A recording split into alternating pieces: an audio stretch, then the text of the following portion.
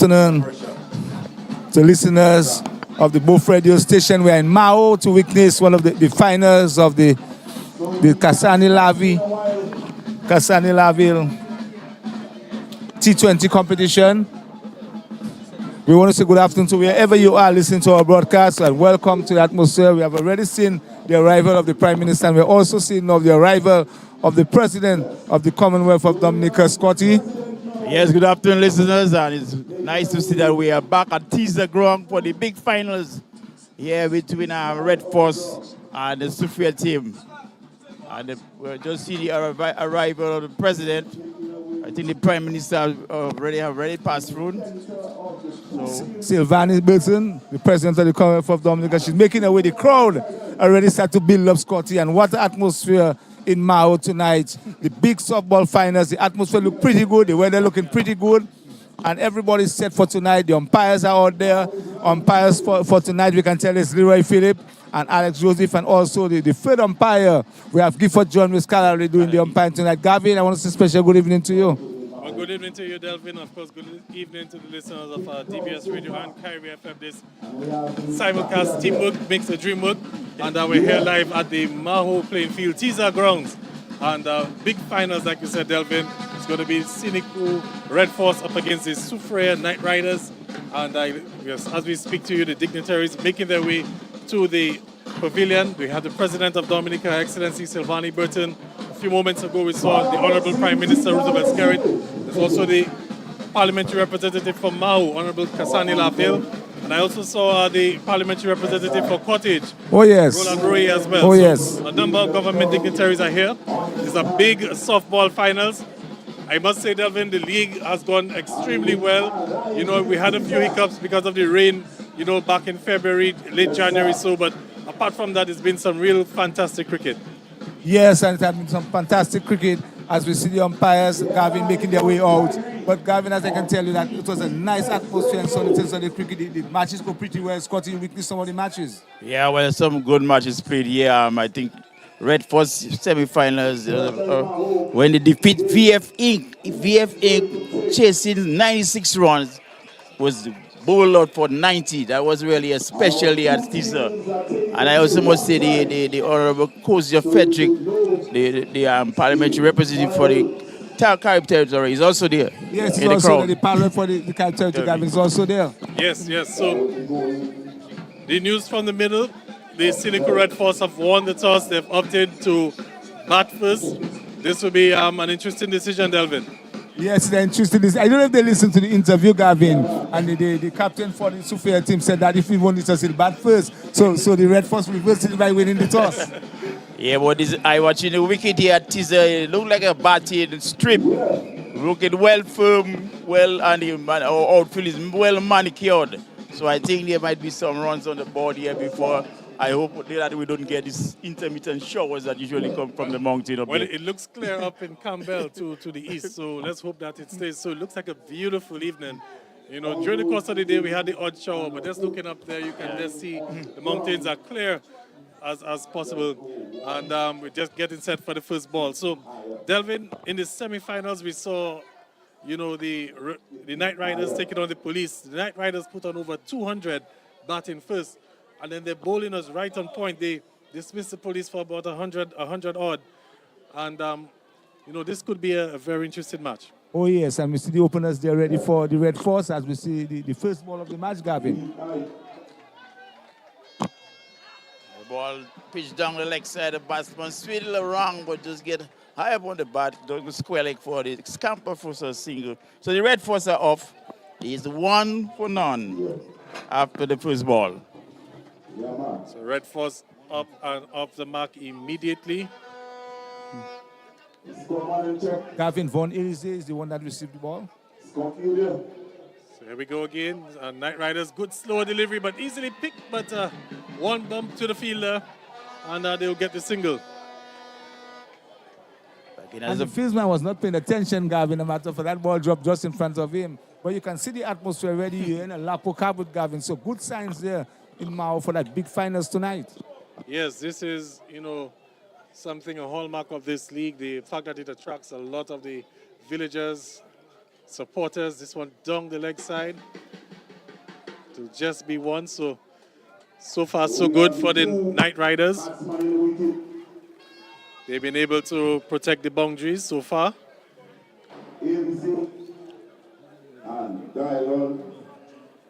John Matthews, the bowler, Gavin. Yes, John Matthew of Tremors fame. And John unable to get that one away. So another dot ball. And Delvin is limited overs. So you know the dot balls are very valuable in this format of the game. Oh yes, especially softball. You need to score at least. They need to score at least close to 200 to have any chance of walking over the championship. In down the leg side, swivel around. Well, good piece of fielding there by the backward square leg, but the batters again scamper for a single. And I think these batters may look like they're well fit, Gavin. They look like they have been trained for this occasion. Well, it's the finals. It's what every team dreams for. So John Matthew having a very good over so far. And that one should just be a single. So, Delvin, what we've noticed, with the dimensions of the field, it being a small ground, it's literally ones or boundaries. You're hardly going to get twos and threes. Oh, yes. But your whole intention really is to be looking to hit fours and six and can get the singles. You haven't got 3D at all, Gavin. You can only get a two out of an overthrow. Well, you're looking for sixes in this match, sixes and fours. The perimeters are a bit short on outside, and the batters will be looking to move it out. All right, so we've come to the end of the first over. 5 without loss are the Sinuku Red Force, having won the toss and opted to bat first. You can tell you have quite an appreciative crowd here at the teaser playing field, and we're expecting a lot more as the sun goes down and the lights really take full effect here.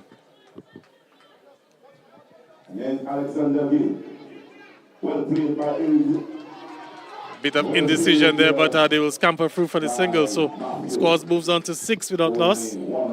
So I look at the Red Force team is looking to keep the scoreboard ticking, at least score from each ball. So the idea is to keep your ball, the runs going, keep it flowing, changing the bat. The strike rate. Yes.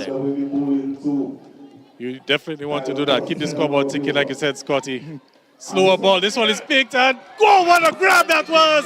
A magnificent catch there. The first wicket goes down. A no ball. Oh, but it's a no ball. It's a no ball. Yeah, it's going to be a free hit.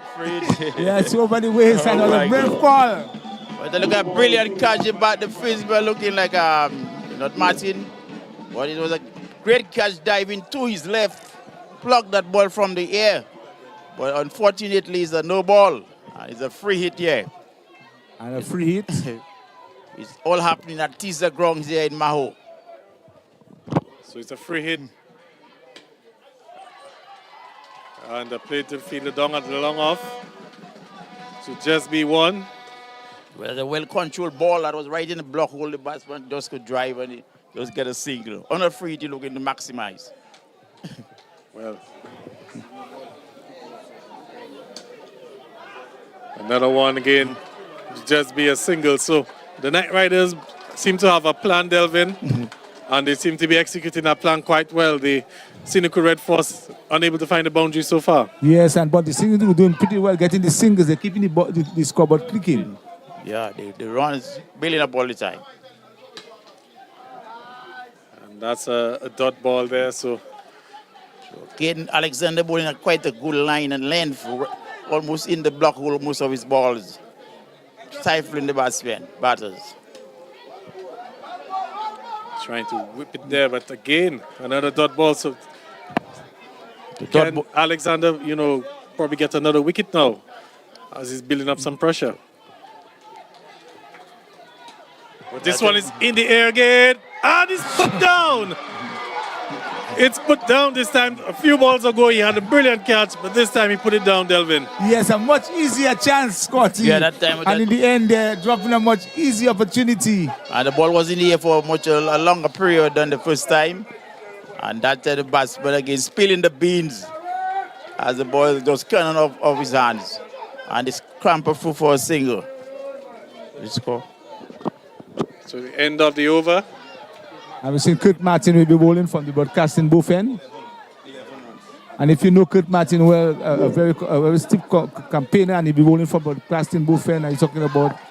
Well, from that end in the semi-finals, Delvin, he picked up 4 wickets. So let's see if he can replicate that form. As this one is up and takes a wicket with his first ball right on cue. And look at the celebrations from Martin. Kurt Martin, the man with the golden arm, have come in and make the breakthrough here at teaser. Right in the block hole. I think it was Elise, the batsman. So Von Elise, the batsman, gone for 6. Elise going for 6. Getting more the outside part of the... Von Elise going there. Yeah, that ball there schoon up in the air after getting the outer part of the bat. And the first man down in the cover point bong there made a very good catch. Yeah, and not only that, Scotty, Elise is hitting the ball into the wind because the wind is coming down from the east, from the Campbell area. So if you're targeting that area, you have to get full connection. And not only that, but you should be a right-handed, a left-handed. You should just wait for all the balls on the onside so you can hit. So you have to have experience and technique when you play in softball cricket. And really inexperienced trying to go over cover against the wind and pay the price. Bad judgment there. Well, Martin gets a wicket with his very first ball. And this one is bowled! Martin is bowled him! And look at the celebrations, and Siniku have lost their second wicket here this evening. Well, Kurt Martin again in all his glory. He has taken 2 balls in 2 wickets and really set back the Siniku team here at teaser. They will have to recover there between being 2 down for 11, 2 for 11, and then we are in the third over, Galvin. It seems that Siniku don't seem to be able to play the spin bowling of Martin. Not at all, and Martin seems to be a handful here. Really picking up from where he left off on the semi-finals where he picked up 4 wickets. Has 2 already in 2 deliveries and he's on a hat-trick ball. Yeah. And I must say Martin took 4 for 10 in the last match, semi-finals against the Police. Yes. He really mesmerized them. Looking like Siniku is the problem here with him. Yes, and the left-handed batsman is the one that really have to attack Martin, but they have to be very careful. So, looks like the new batsman is Kenny Valmont.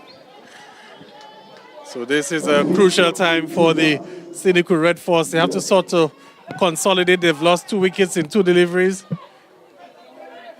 Martin on the hat-trick ball.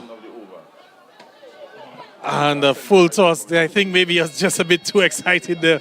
Just lost his length, Delvin. Yes, and no matter what, that ball should be put over the fence for 6. And he actually, because it was a hat-trick ball, a full delivery, and he does actually play it back along the track. But this is what pressure can do. Oh, yes. That's the pressure of losing wickets. But it's still been a very successful over for Martin. It's a double wicket maiden so far. And Siniku Red Force under some tremendous pressure. Kenny Valmont, 2 wickets down already on the Red Force. Martin again to continue, and they'll attempt a quick single, sharp single. Bit of collision there between the fielders. So you actually have 2 Valmos coming back to back here on this batting team.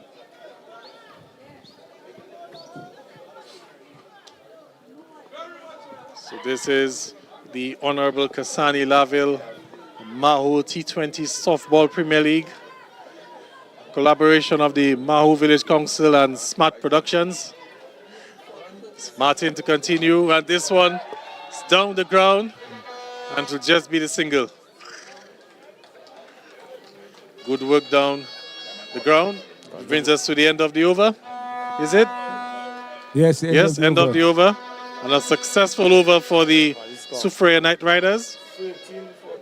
13 for 2.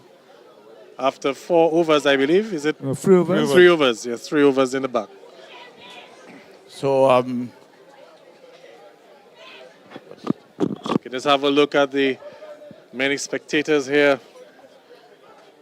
The grounds almost filled to capacity. Expecting more people again to come, as this one is a beamer and signal a no ball, No ball. by the umpire as well. That was above the waist. So That wasn't above the waist, Scotty. That was above the head.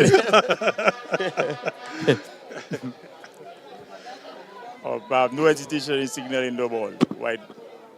Free hit again. Again, the Red Force team not maximizing on the free hit. That's the second free hit, and they just capitalize getting a single. You got to make maximum use of your free hit balls. Yes, and we're already into the 4th over, and we haven't seen a boundary yet from the Red Force team. As Martin does some good work behind the stumps, prevents a single.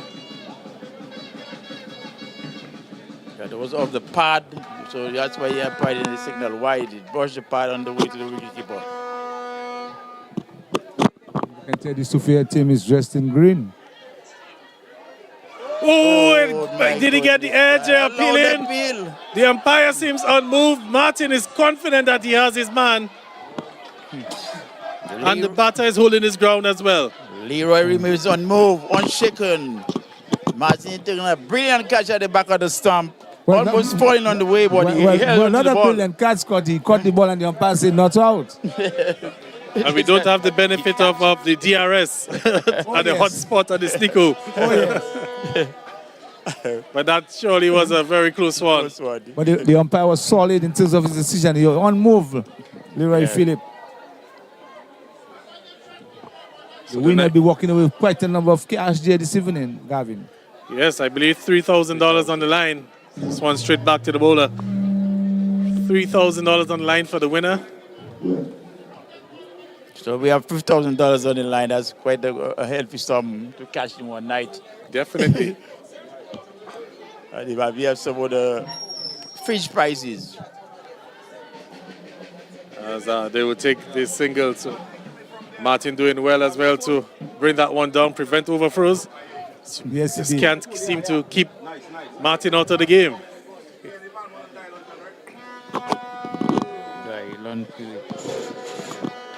But it's been a very good start for the Soufriere Night Riders. And I know the community of Soufriere, as Scott said, Galio, tuned in to the broadcast and supporting their team. Brings us to the end of the over. Por favor. After the 5th over, we have 16 runs. Another good over for the Night Riders.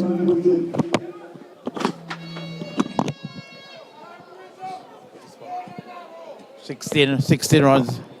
All right, so it's 16 for 1. We're going to see another over from Martin. Yeah. You can see the batters just having a change in bat. And Gavin, you can see the Lapo cab with Scotty. Yeah. You can see the guy with the Lapo cab with there, so everything happening in Tiza. Yeah, so Dede and his boys from Gorda Village entertained the crowd while I was coming in. So it's Martin again with another over. Had 2 wickets in his first. And a bit of a mix-up. This could be a run out. And his appealing was going to be the decision from the umpire. Looks like it's not out. Well, a lot of mix-up there between these two batters. The run was on, but somehow, what's the batsman down there? Philip stood his ground while Kenny looking for the single, but luckily he's cambered back in time, Delvin. Watching a wonderful game of cricket between Red Force and Soufriere. And yes, good matching again to Kenny Valmont. Well put, this one goes straight to the keeper, Mr. Alexander. So another dot ball. So Martin really having a field day today. If it's off spin, Gavin. With his off spin, and also the batters for the Red Force really struggling. No boundaries yet in the power play. Well, not power play because you know it's a small field. But they've really been struggling, Scotty and Delvin. Again, Martin coming in and bowling his off bricks and a slower ball. He's pushful now and then. Have the batsmen in the Red Force tying knots. I think some of these batters, something they love the pace, especially the first 4 or 5 batters. You look at the guys, they're like pace on the ball. Yes. And Soufriere has read them well. This one down to long on. only. And only the single.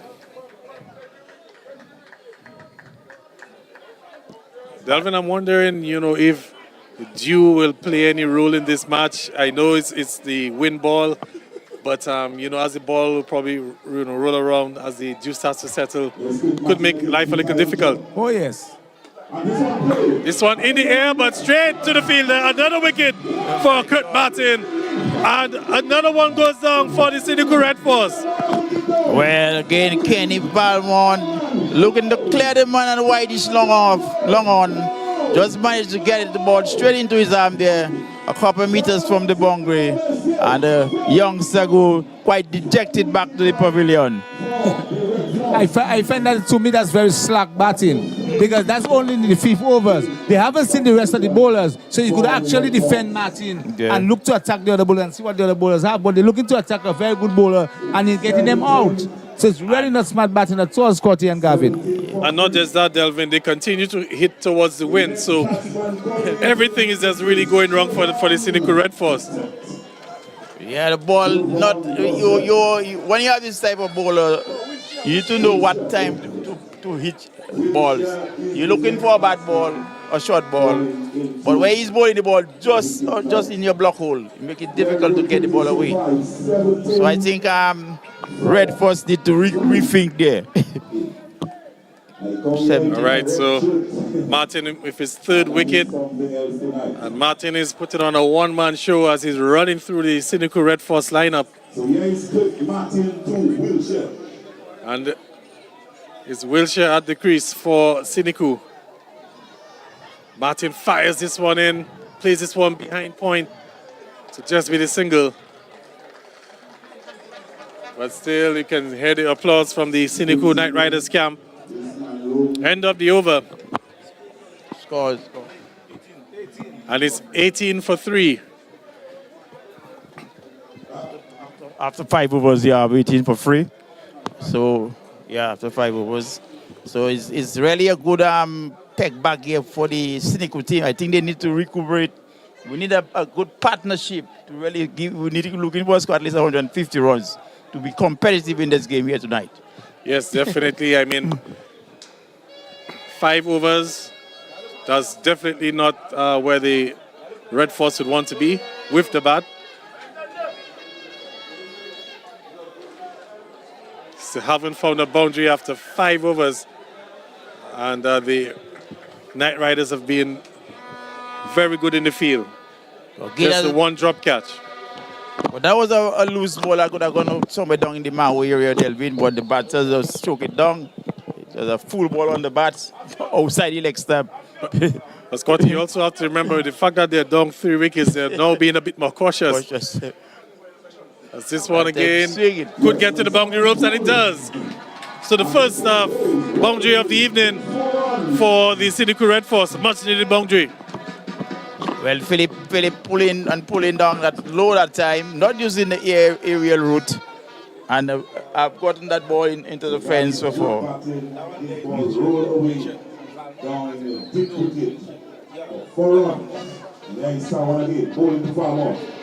Well played. Quick single.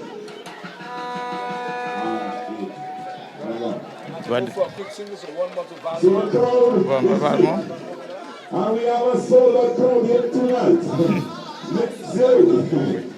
Wow. I cannot even check us yet. Nice position for the offside. One more to the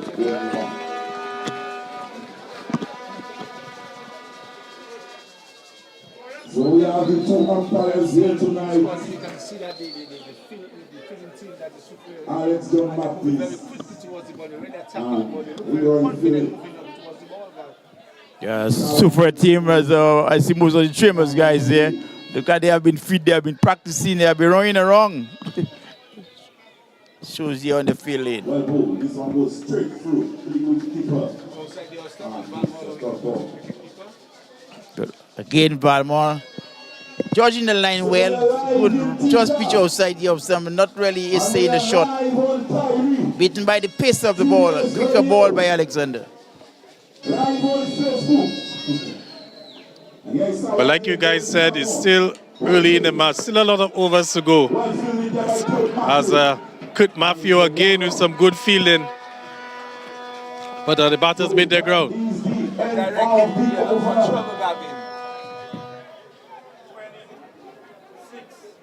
26. 26 for free. After 6 overs. After 6 overs. Now, guys, if you're the Night Riders captain, what do you do at this point? Because you had a Martin who bowled 2 good overs and seems to be in good form. Well, it looks like they're taking the ball away from him. We're going to see a change in bowling from our end. But would you have continued with Martin and tried to keep the pressure on?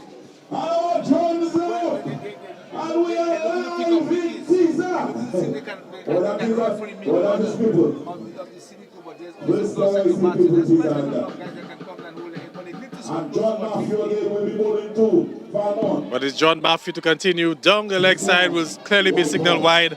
And wide it is. Matthew losing his line in that time, that ball pitched on leg and moving further outside leg side. But again, Valmont looking to maybe send him somewhere over the health center. They make contact. It's Matthew again, and Valmont hits it, and we'll await his signal. Looks like a 6. It is a 6, so it's the first maximum of the evening. A bit too short from John Matthew, and got the treatment from Valmont. Valmont that time punishing that ball, swiveling and just pulling it through backward square leg and made wicket for 6. John Matthew usually bowl a tight length. That time he pitched it short and he paid the penalty. Matthew again, this time a bit foolish, struck his ball! His ball! What a comeback from John Matthew! And Red Force have lost their 4th wicket. Well, that's what do you call that, unplayable ball. Matthew charged it in that time. Bowl a quicker ball delving at the off stump. And Valmont played all over the ball. Loses off stump in the process. That was a wonderful Yorker. He come on around with the ball over the wicket. And picking up the pace of the key batsman for Valmont. And then all sorts of trouble at his appearance. And the scores are... So another wicket goes down for the Red Force. They're in all sorts of trouble. They're picking the wrong day to have a bad day at the office. This game, of course, live on Facebook, live on YouTube, live on the radio frequencies. And the cynical Red Force not having the best of games right now. Yeah, well, as you see, we are live on Cassani FM on DBS Radio. And also all the media platforms. John Matthew has a beautiful action. I like the way he's charging into bowl, Delvin. So we have the next batsman. So John. And I think in that last ball, he must have just get a little bit of swing. It was an in-swing in Yorker. Can't get Valmont, played all over the ball. Loses up stuff in the process. So it's Siobhan Dorset, the new batter. And looks like it will be a dot ball. Well, Gavin, they need a partnership now. And if it's now there's a partnership, now they have to depend on Dorset and Wiltshire for a big partnership because we're in all sorts of trouble.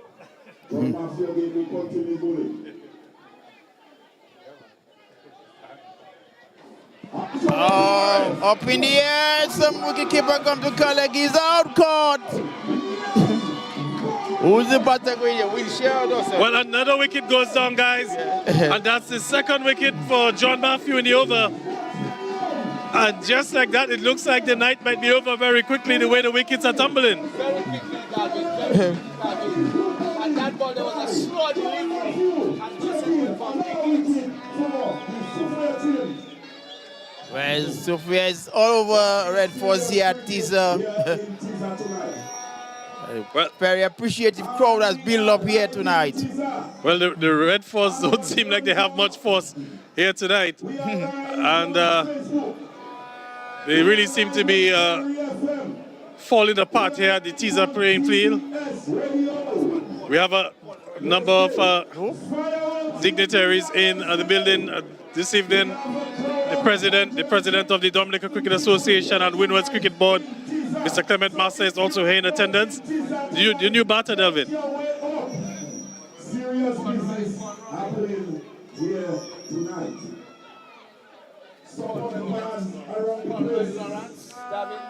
Conroy Lawrence. All right, so Night Riders. That is in this light. As we just have a little bit of confirmation of the number of deliveries left, so we'll have two more deliveries left in the over. John Matthew bowling a tidy length. He's an attacking bowler. And again, making them more, bring some more miseries to this Red Force batting out of here tonight. All right, so the score's 33 for 5. 33 for 5. And the cynical Red Force in all sorts of trouble here at the Mahaut playing field, teaser playing field, as the numbers are starting to build up. Big crowd here to witness the finals, grand finals. Well played there by Conroy. And a dot ball. So we'll have one more delivery left in the over. One more ball. Matthew bowling, continue to bowl a tight line. Conroy Lawrence is a tall, well-bit right-hander. Let's see what happens here at teaser again. Well, normally there's a break at the 10th over, but it doesn't look like the innings might get to the 10th over. No, it looks like he's got him though. Fishing outside the off stump. For a moment there, I thought he got a nick. Brings us to the end of the over. Successful over from John Matthew. 2 wickets and 33 for 5. Yes, Gavin. And Gavin, I realized you sighted about that one because that one was very close. Very close. And he just seems to be moving across and covering his stance. So, Gavin, he's looking like a guy that just comes and just pushing his bat. Intensity. The ball came back and cut him in half. Really, there was no proper response to that delivery. Beaten all over the place. And I think he was lucky to survive that delivery. You have to try to bat the 20 overs. They'll have to try to, but the wickets don't seem to be cooperating with them. They've already lost 5. So that normally means you're approaching the tail end of your batting. And I'm not too sure how much that tail for the cynical Red Force has in them, Delvin. Well, they have to fight. They have to look to try to get 100 because they defended 100 against VFA. So tonight is a different night. We're in the final. 5 wickets down. Only 33 runs. And this one and the struggle for the Red Force in finding the boundaries continues. This one is straight to the guy at deep cover on the cover boundary. 1-4 and 1-6 so far in the inning, David. For a moment there, that sounds like it was a test match, Delvin. No. And you can just see the energy from the Night Riders. Their tails are up, they're smelling blood. Looking to wrap up things as soon as possible. Mix up there, and he's gone. A run out this time. Oh my God. One sweeping move by the wicketkeeper here after a great piece of fielding in the cover area. And Red Force misery continues here tonight at teaser. Everything is going wrong for the Red Force. That run was never on, Delvin. It was never on. Ball struck straight to the fielder. And a bit of miscommunication between the batters. I don't know if it's a miscommunication. It's not a miscommunication between the batters. I think it was a terrible decision by that guy. He struck the ball straight to the man, and he ended up running. The other guy had no intention of running, and he just continued running, and he paid the price. Well, so poor judgment there by the batter from Sidiko, Red Force, putting them at a situation where they are now 7 down, 6 down.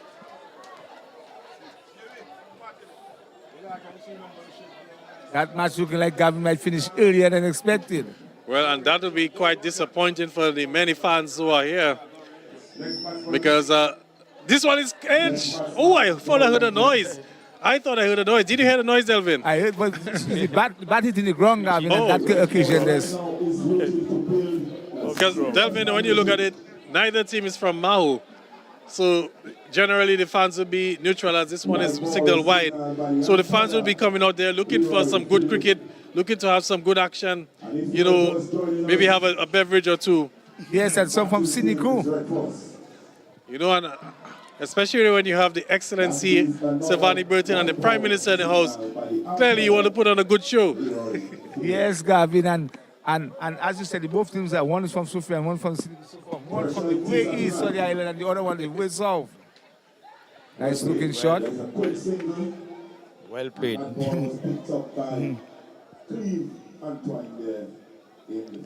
All right, so that brings us to the end of the over. It's 37 for 6. And, well, it's a real struggle for the Siniku team. 37 runs, just the 37 runs on the board. 1 4 and 1 6. And 6 wickets are down. Well, the good news is that 8 overs are completed, so it's likely they could get to the 10th over when we'll get the break. You can never tell, Gavin, because maybe 4 wickets can fall before the 10th over.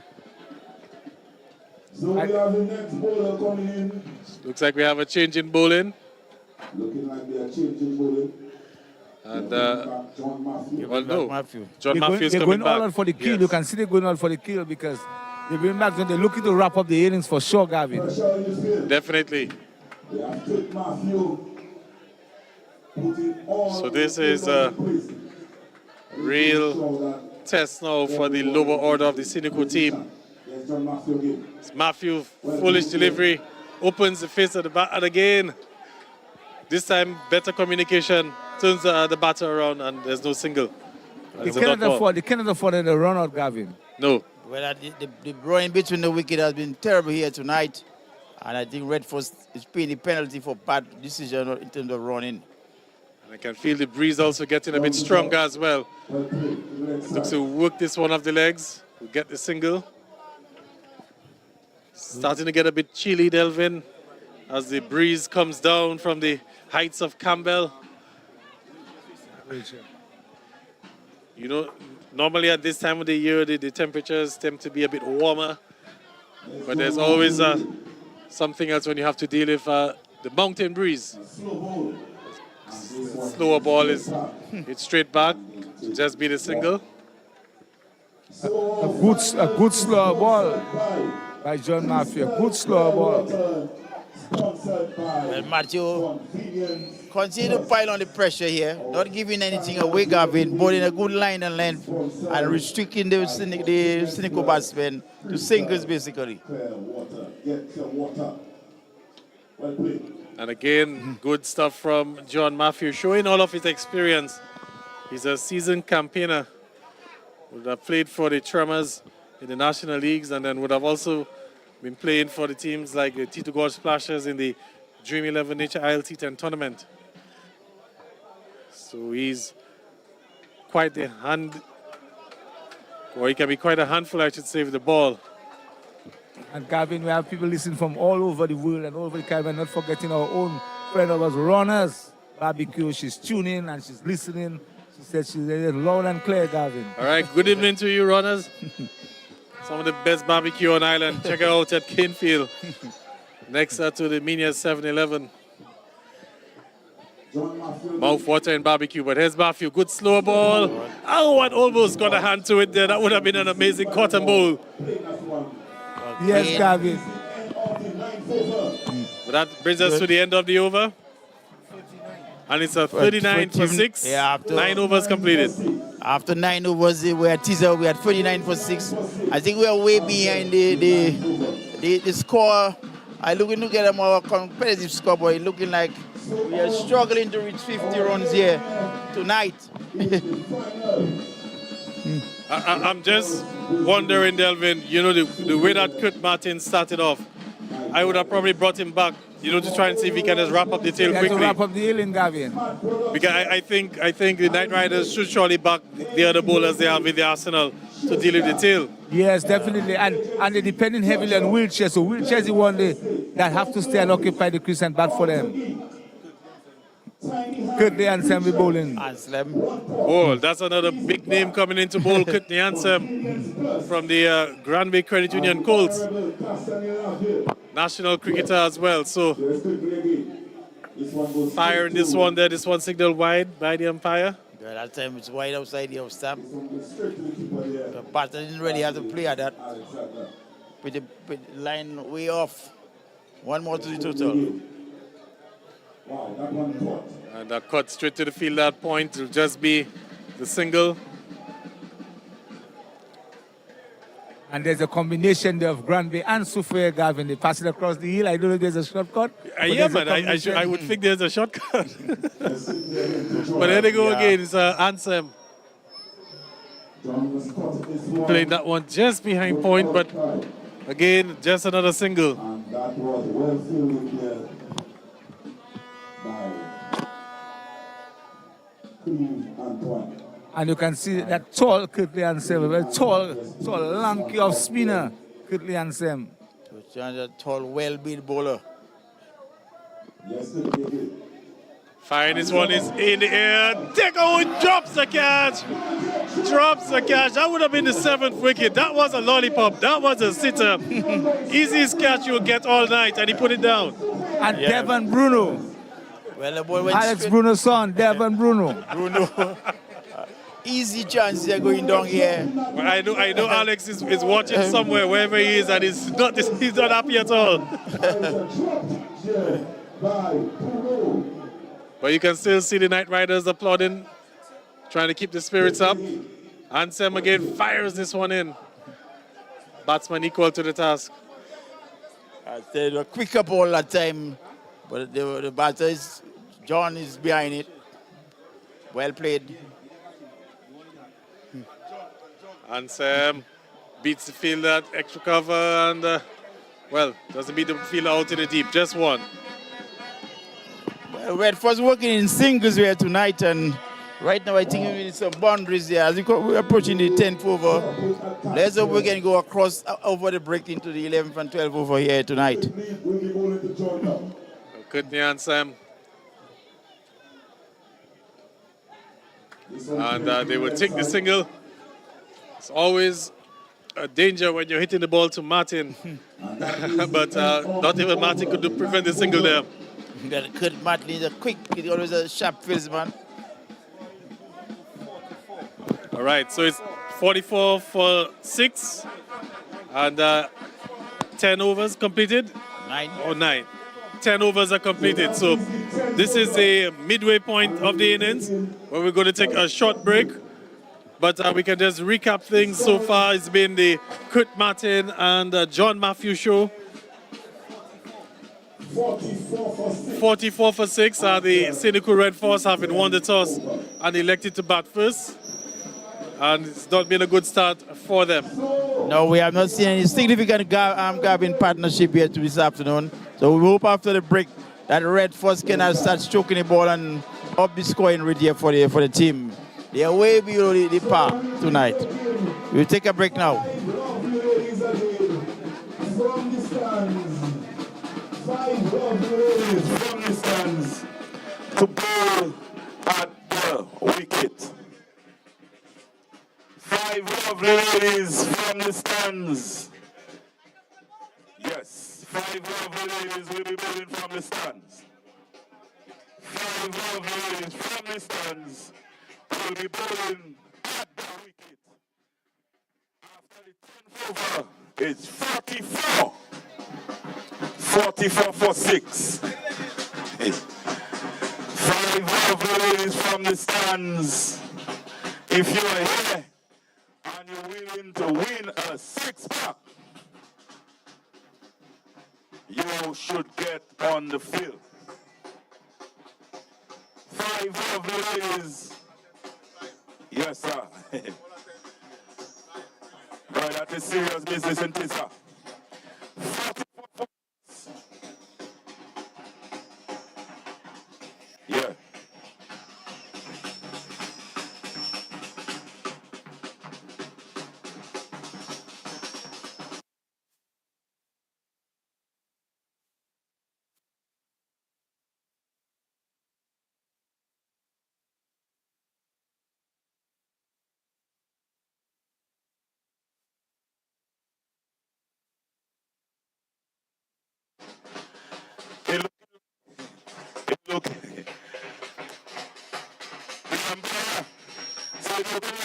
satisfied yourself?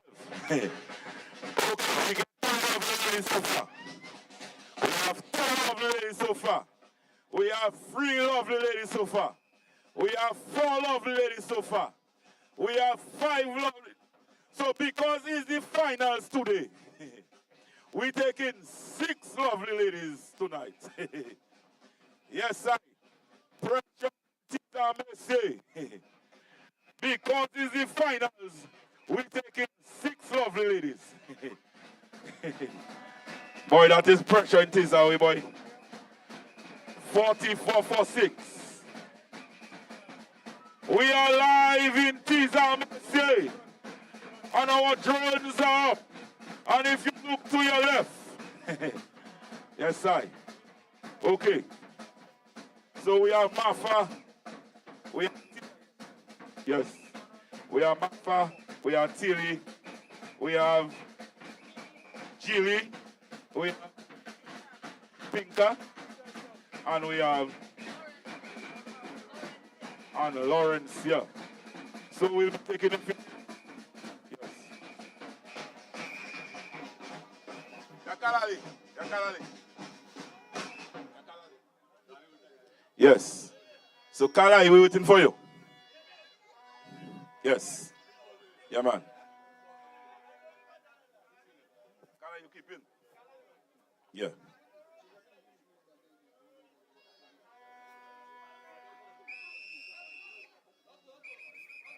Yes. So I move in. Sigi, tell me when to stop because our mic drop in. Yeah, man. So I move in. I'm on the move with the 5 lovely ladies. So if you're here, we'll be taking 1 more lady in the place. And we'll be giving away 2 6-pack tonight. Only 2. Yeah. Yes, sir. So first up, we have Mafa. First ball by Mafa, missing the wicket. If you step over the line, it's a no ball. You won't be bowling that ball over.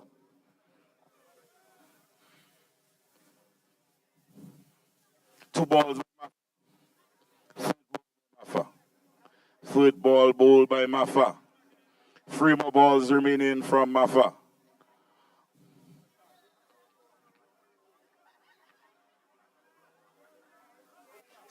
Six balls. 6 balls will be bowled. And over will be bowled by each lady in the center. Here's Mafa again. 4th ball. 5th ball. And that is the end of the over for contestant bowler number 1. So, next up, we are Tilly. Tilly will be bowling 6 balls. You cannot stand up in front of the wicket like that. That is it. Let's go. First ball. Second ball by Tilly. Football? Okay, football by Tilly. Tilly tried to go on the hand. 5th ball.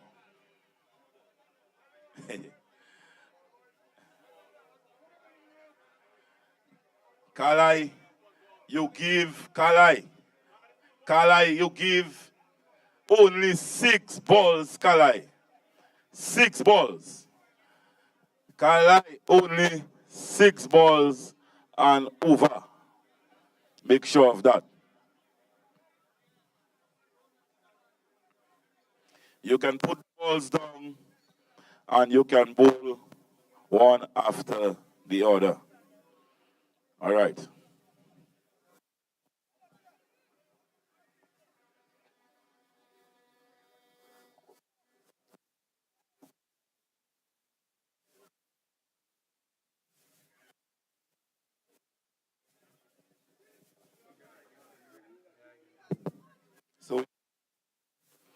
Geely bowling now. Geely is on the attack.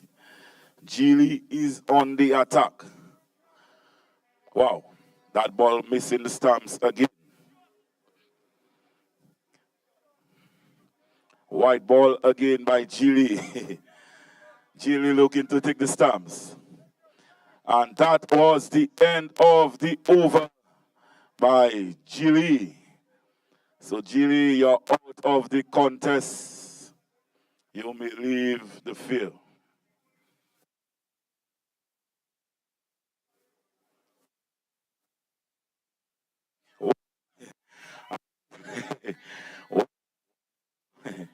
That was good bowling there. So that was the first wicket. Yes, you continue bowling. You continue bowling. You continue bowling.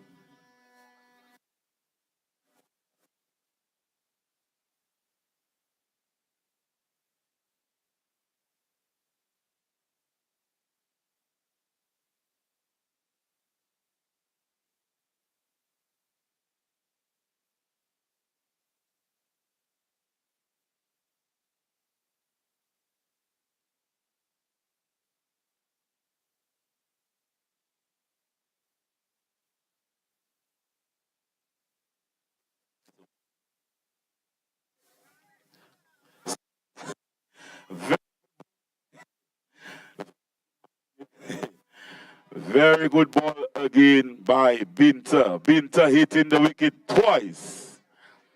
So Binter is on of collecting the first 6 pack. Binter will be collecting the first 6 pack. Yeah. So we have the next bowler coming in.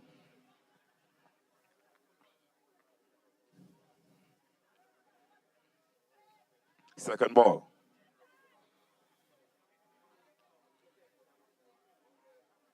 Third ball.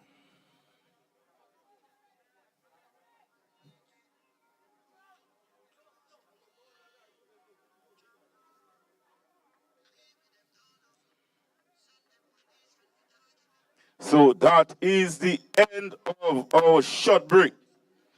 And we'll be only giving 1 6-pack away to Binter. Yes, sir.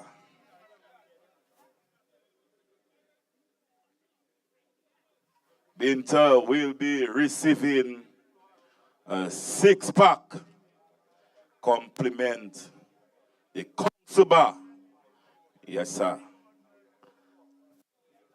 So one time we'll be giving Binter a 6-pack.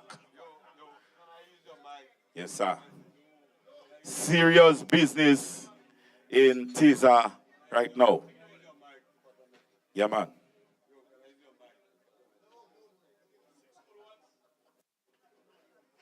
Yes. So that was Binter. Yes. Yes, yes. Yes. Yes. So we have trouble there. So they say Binter win 2 6-pack. So you have to put it in a plastic for her. It's 2 6-pack.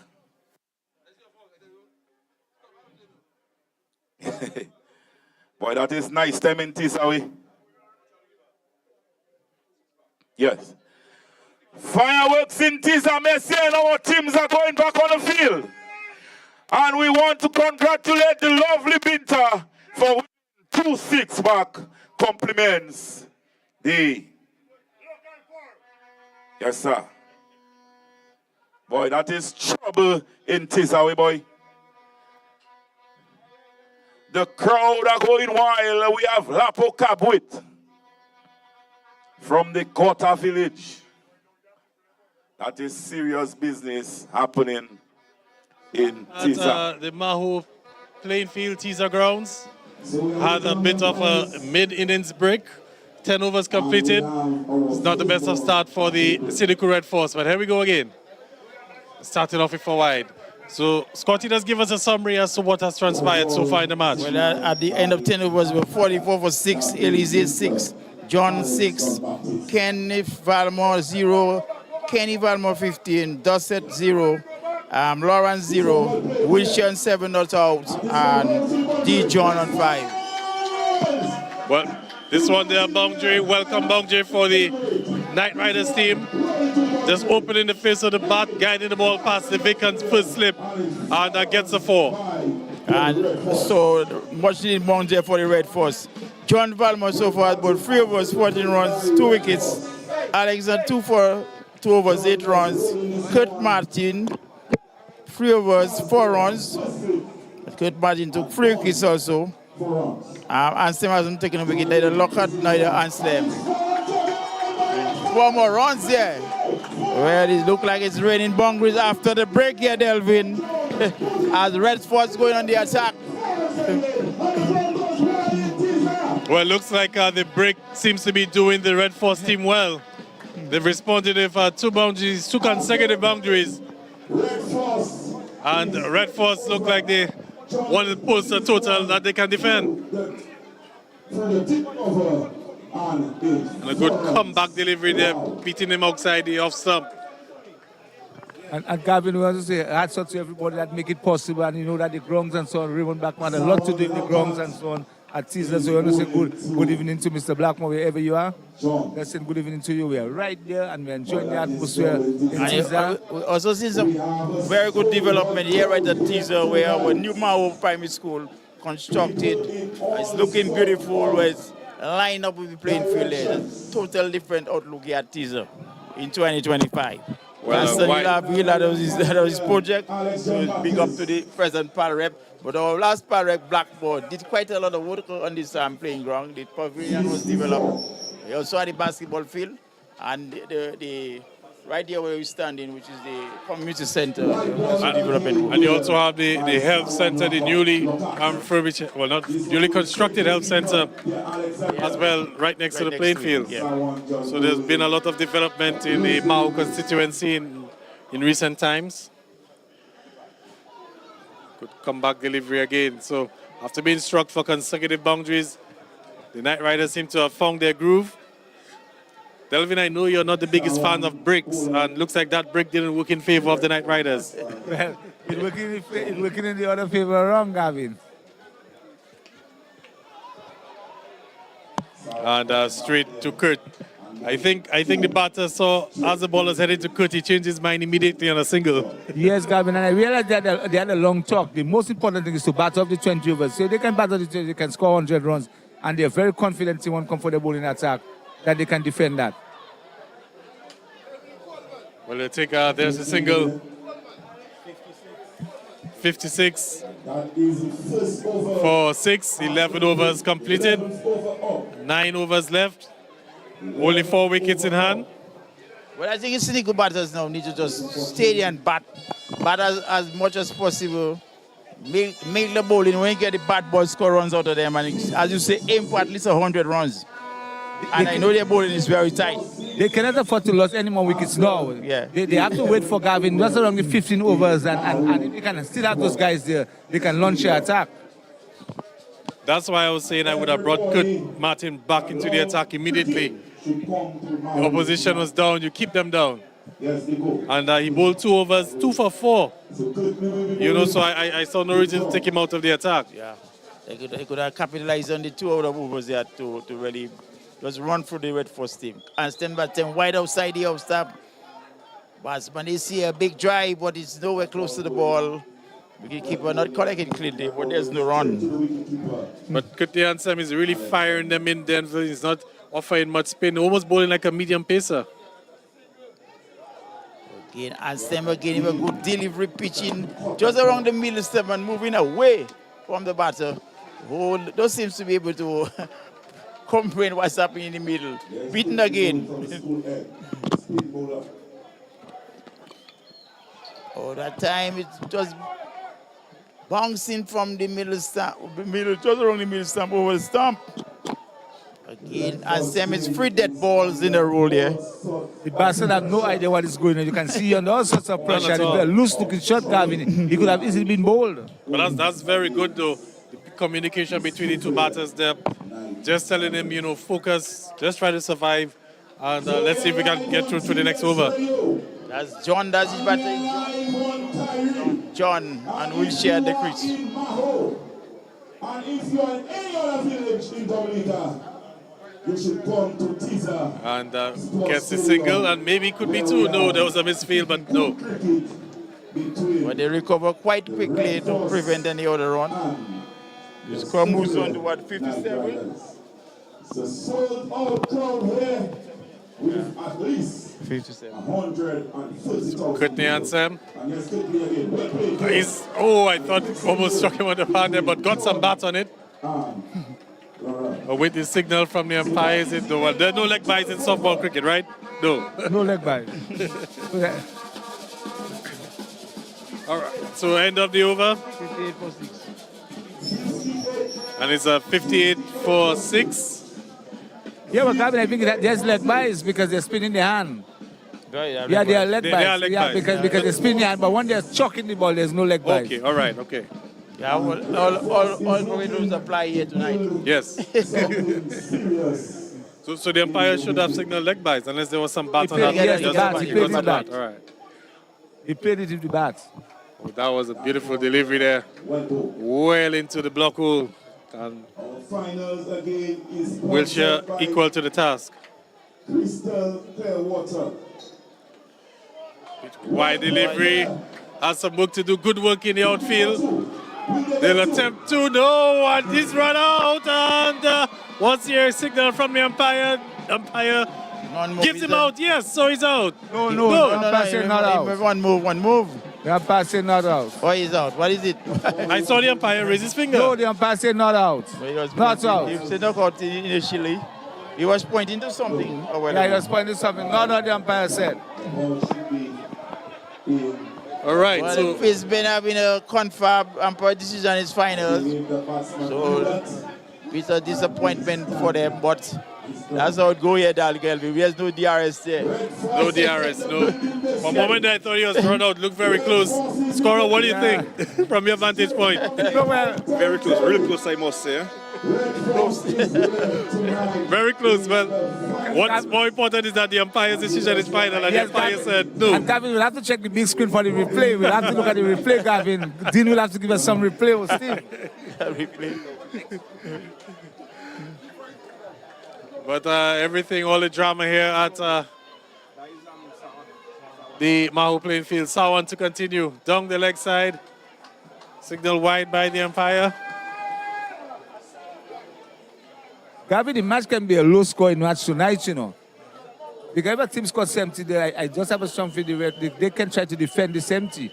You can never tell the defending 100, and it was strange to me when they defend 100. But Delvin, I know, cricket is played on the day. But given what I saw from the Knight Riders on Thursday, put in 200 on the board against the police. You know, if Clem Nicholas, really firing, getting a quick 60.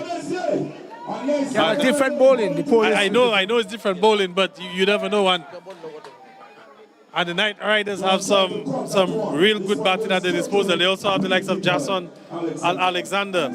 So that's some real quality batting that they have. Oh, yes, and Courtney Ansem. Yeah, but the thing is that's just one ball, Gavin. Well, it's one ball, straight to the field. Oh, put it down. Put it down. That would have been another spectacular catch, Delvin. Diving forward, Gavin, and a missed opportunity there where you could see it was a brilliant attempt there by the fieldsman. Not the fastest of fieldsmen. I think when he hit the ground, maybe the contact with his elbows, the ball just popped out. But that would have been a spectacular catch. After his elbows hit the ground. But this one is caught and cut beautifully to the boundary for 4. Oh. Welcome, boundary. Beautiful shot that time. Shot outside the off sub. At that time, John bicep the gap between the Bernard point and the cover area into the fence for 4. A welcome boundary for the Red Force. And the score moves on to 65 for 6. I look like Delvin, they are really recovering after this break there. There's a spring break, did them well. Well played there to the outside. Just caught in this one in the deep point position. And it's a 4 runs by. And they have to depend heavily on Wheelchair. Wheelchairs were the key players for them there tonight, and Wheelchair have to stay undefeated. They have to depend on Wheelchair. Well, Wheelchair, I think, has to bat all the overs. We in the what? In the... So 65 for 6. Ansem continues. Got the back end of the bat there, but no run. Not taking any chances. Do we have official names for the ends? Do we call it the community center end? Yeah, and it's the broadcasting, broadcasting, it's the broadcasting booth end for sure. That's where we're broadcasting from. And we have Belfast. Talking about the Belfast end. In the end, Belfast end. So if you know the British are playing field well, we are broadcasting from the... Right from the community center. Again, beaten out as Courtney and Sam is getting that ball to move away after pitching just maybe on the next time, but coming in. And the batter not seems to be able to cope with that delivery again. In the air, but fielder's catch, spectator's catch. Well, that was in the grounded before it got to the fielder. Yes. The batsman just dig it out right in the block hole. And Stembo in a tight lane here this night. And his ball got him. 7th wicket goes down. Cut the answer, keeping the pressure on. And another one bites the dust for the Siniku Red Force. So it's a 7th wicket down. Well, that batsman they never looked comfortable at all. He stayed there. His innings was reasonable in terms of his time. He still at the wicket, but you could see that was a batsman that was actually struggling there. And in the end, he loses off stump, spin ball, driving, a loose-looking shot, and paid the price. I think it's Dylan John. He never looked settled. He didn't know where his off stump was, and could had him in all sorts of trouble here. We had a number of dead balls on him, and might be a good thing that a new batsman might come in to see whether they can revive and score more runs in the remaining overs we have here. Well, this is some real Yakim John Baptist, Gavin, coming in. Yakim John Baptist, the new batter for the Siniku Red Force. And they really need someone to stay there with Wilshire, who's been the lone standout for the Red Force team so far. John Baptist. But the bowlers have really been on top. Night Riders generally have been very good in the field. I think I could give them a mark of about 85% in the field. They've had a few drop catches, but generally they've been excellent.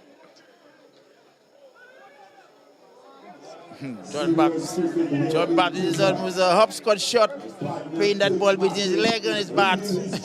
On one leg to square leg, but there's no run. Courtney bowling quite a tight length. And that's a pull out of the oh, what a catch! What a catch on the boundary ropes, one-handed. That is a catch that you're going to see on ESPN Top 10 tomorrow. I can guarantee you that. And another wicket goes down for the Siniku Red Force. Well, what a grab. That ball in the air for a while, and the Tini Fishman down there, I can't make him out. Took up a really stunning catch, Jack Gavin, to put Red Force in more problem here, in more misery, I say. They are now 8 down. 8 down for what, 65? Well, this is just really been a masterclass of bowling from the Soufriere Night Riders. And Soufriere will surely be fancying their chances of winning this championship tonight.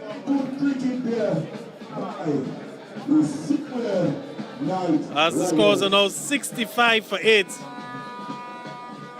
A total batting letdown, total batting collapse from the Siniku Red Force, having won the toss and opted to bat first. And surely that's not what they had in plan. Well, they look at the wicket and they see it looking at batting wicket. It's a dry, well-born wicket, outfield, manicured and well cut. So they look at, they see a lot of runs here. And they eagerly went to bat. But so far, things have not worked out well for that decision. And Scott Martin back into the attack. So looking to see if they can wrap up the innings. And I think the Red Force team, their best approach will probably just look to see off Kurt Martin, not look to take any risk. They have to try to bat the overs, Gavin, for sure. Right, so they have to try to see him off. He's been bowling quite well since the semi-finals. 4 wickets in the semi-finals, 2 wickets in his first 2 overs here tonight. And here he comes again. And almost had his man there. They will take only one. Kurt Martin, yeah. Well, we have sponsors, Lydia. We do appreciate our sponsors for the game to Convenience Plus, Smart Production, Mahaut Jimmy Taro Village Council. Yes, and also we have the National Cooperative Credit Union as well coming on board. Okay. So here comes Martin again. And works it off the hips. So just be one.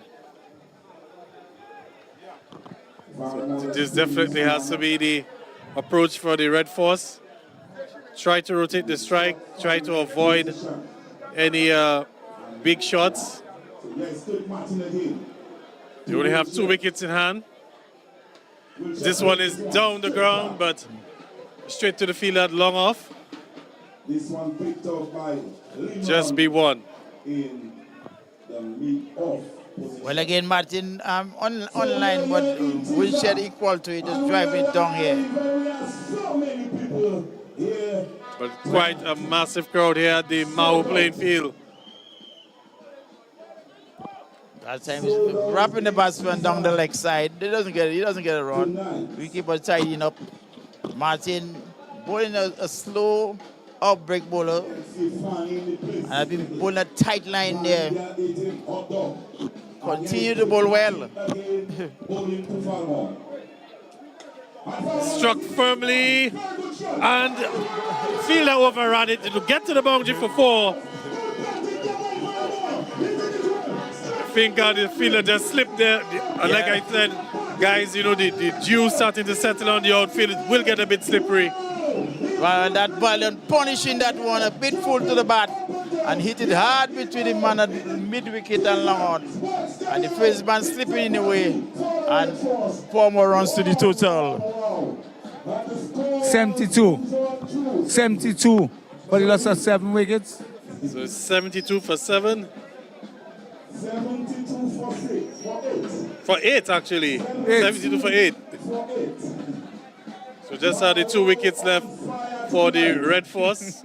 As we're going to see Jason Alexander into the attack. Oh no, he's going to be keeping Kutni Ansem will bowl his final over from the Belfast end.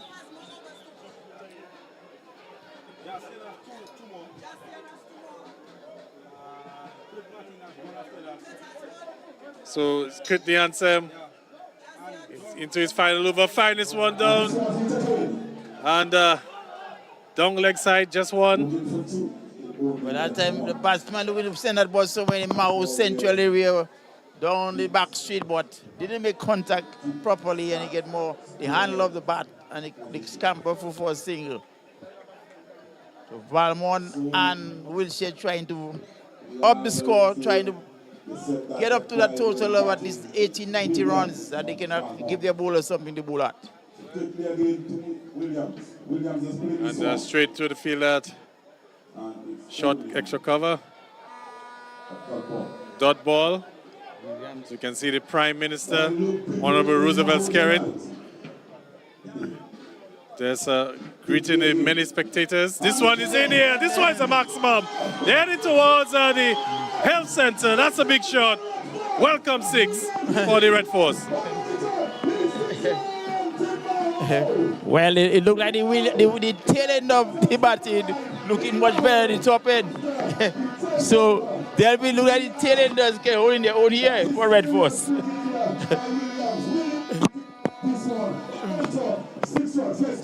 And Sam again. Williams hitting straight through on a dot ball. So it doesn't look like Ansem was happy at being struck for the maximum there. 140,000 people here tonight. And that is serious. But there's Ansem again firing this one in. And should be stopped. Just a single. Williams trying to ice him again, not timing the ball. Ball getting the outside part of the bat and the ball just struck down to square leg and they got a single. Martin comes in again, shot that time is hard and high. He's going for 6. Heading somewhere down the half center area. Beautiful shot there by the batsman. Short ball. And in position quite quickly to dispatch that ball, Gavin, over the boundary. Yeah, that one was a big shot. And another welcome 6 for the Red Force. 86. And it's now 86 for 8. So a good over. A good over for the Red Force team, but they will need a few more. As we have, 15 overs completed? So 5 overs remaining. As the 86. As the Night Riders look to organize their bowling, looks like we're going to see Kurt Martin. How many overs? The bowl is final over. You see, Gavin, there must be somebody to bowl the other over. So that means to say that the batsman can wait, and you can never tell. In the last 3 overs, they can score close to 30 runs, and that will be a very challenging. So they just have to see out Kurt Martin and look and see if Jassy and this guy can hold their end. And you can hear the excitement. It's fired in, straight to the fielder. Martin strikes again. And look at the celebration. And Martin picks up his 3rd wicket of the evening. That's the same thing I was saying. That's real inexperienced batting. Very, very much so. Martin in his final over, Delvin, the best would have just been to see him off. See him off, trying to get a single. Don't take any risk and target the other bowlers. Well, here we have the Red Force not capitalized after hitting 14 in their last over. That time full to the bat and hit the ball straight down the ground into the laps. The arms of a first man. So 1 more wicket and the innings will be completed for the Night Riders team. A few overs left for the Red Force. How do they negotiate? They have a new batter. They'll be facing 5 deliveries, possibly 5 deliveries from Kurt Martin. If he can't get off strike. As we have And a drop pass on the field, Gavin. yes, a dog is just holding up our play. But the dog making its way off the field. Taking it with precious time. But there comes Martin again. 3 overs, 3 wickets to his name. 4 actually, 4 wickets to his name. Akram is in a half-cocked position as the ball kind of cramping for any room there. I think he looking to dispatch that ball, but finally found that ball was speeding back into him over a good length. Want to disturb the scorers here. For the Red Force. We're having some field change in here. Bringing him, stealing him on, stealing him off. Shot mid-wicket. Martin will be bowling to Fletcher. Martin. And almost had him bowled. Almost. Could see him holding up his head. He's looking for a 5-for. Yeah, Akram totally beat the air. The ball went right through him. Luckily, it didn't hit the stumps. After pitching that over the boys. Is the biggest crowd. That's as we heard from the PA announcer. This one almost diving effort there, but unable to hold on. And we can see John Matthew getting the applause from his teammates. Valiant effort, unable to hold on. Well, the fighting spirit of the Sophia team. Matthew diving, but the ball falling short. Yeah. Cut again. And Wilshire just really trying his best. See if we can see him off. A classic four. Yeah, but that's what you should be doing in the first place. They're supposed to look to see out Martin and look and see if there's any kind of bowler bowling loose. There's Martin again. And well bowled. And you can see Martin and Wilshire just having a little bit of fun there. That brings his spell to an end. Kurt Martin. And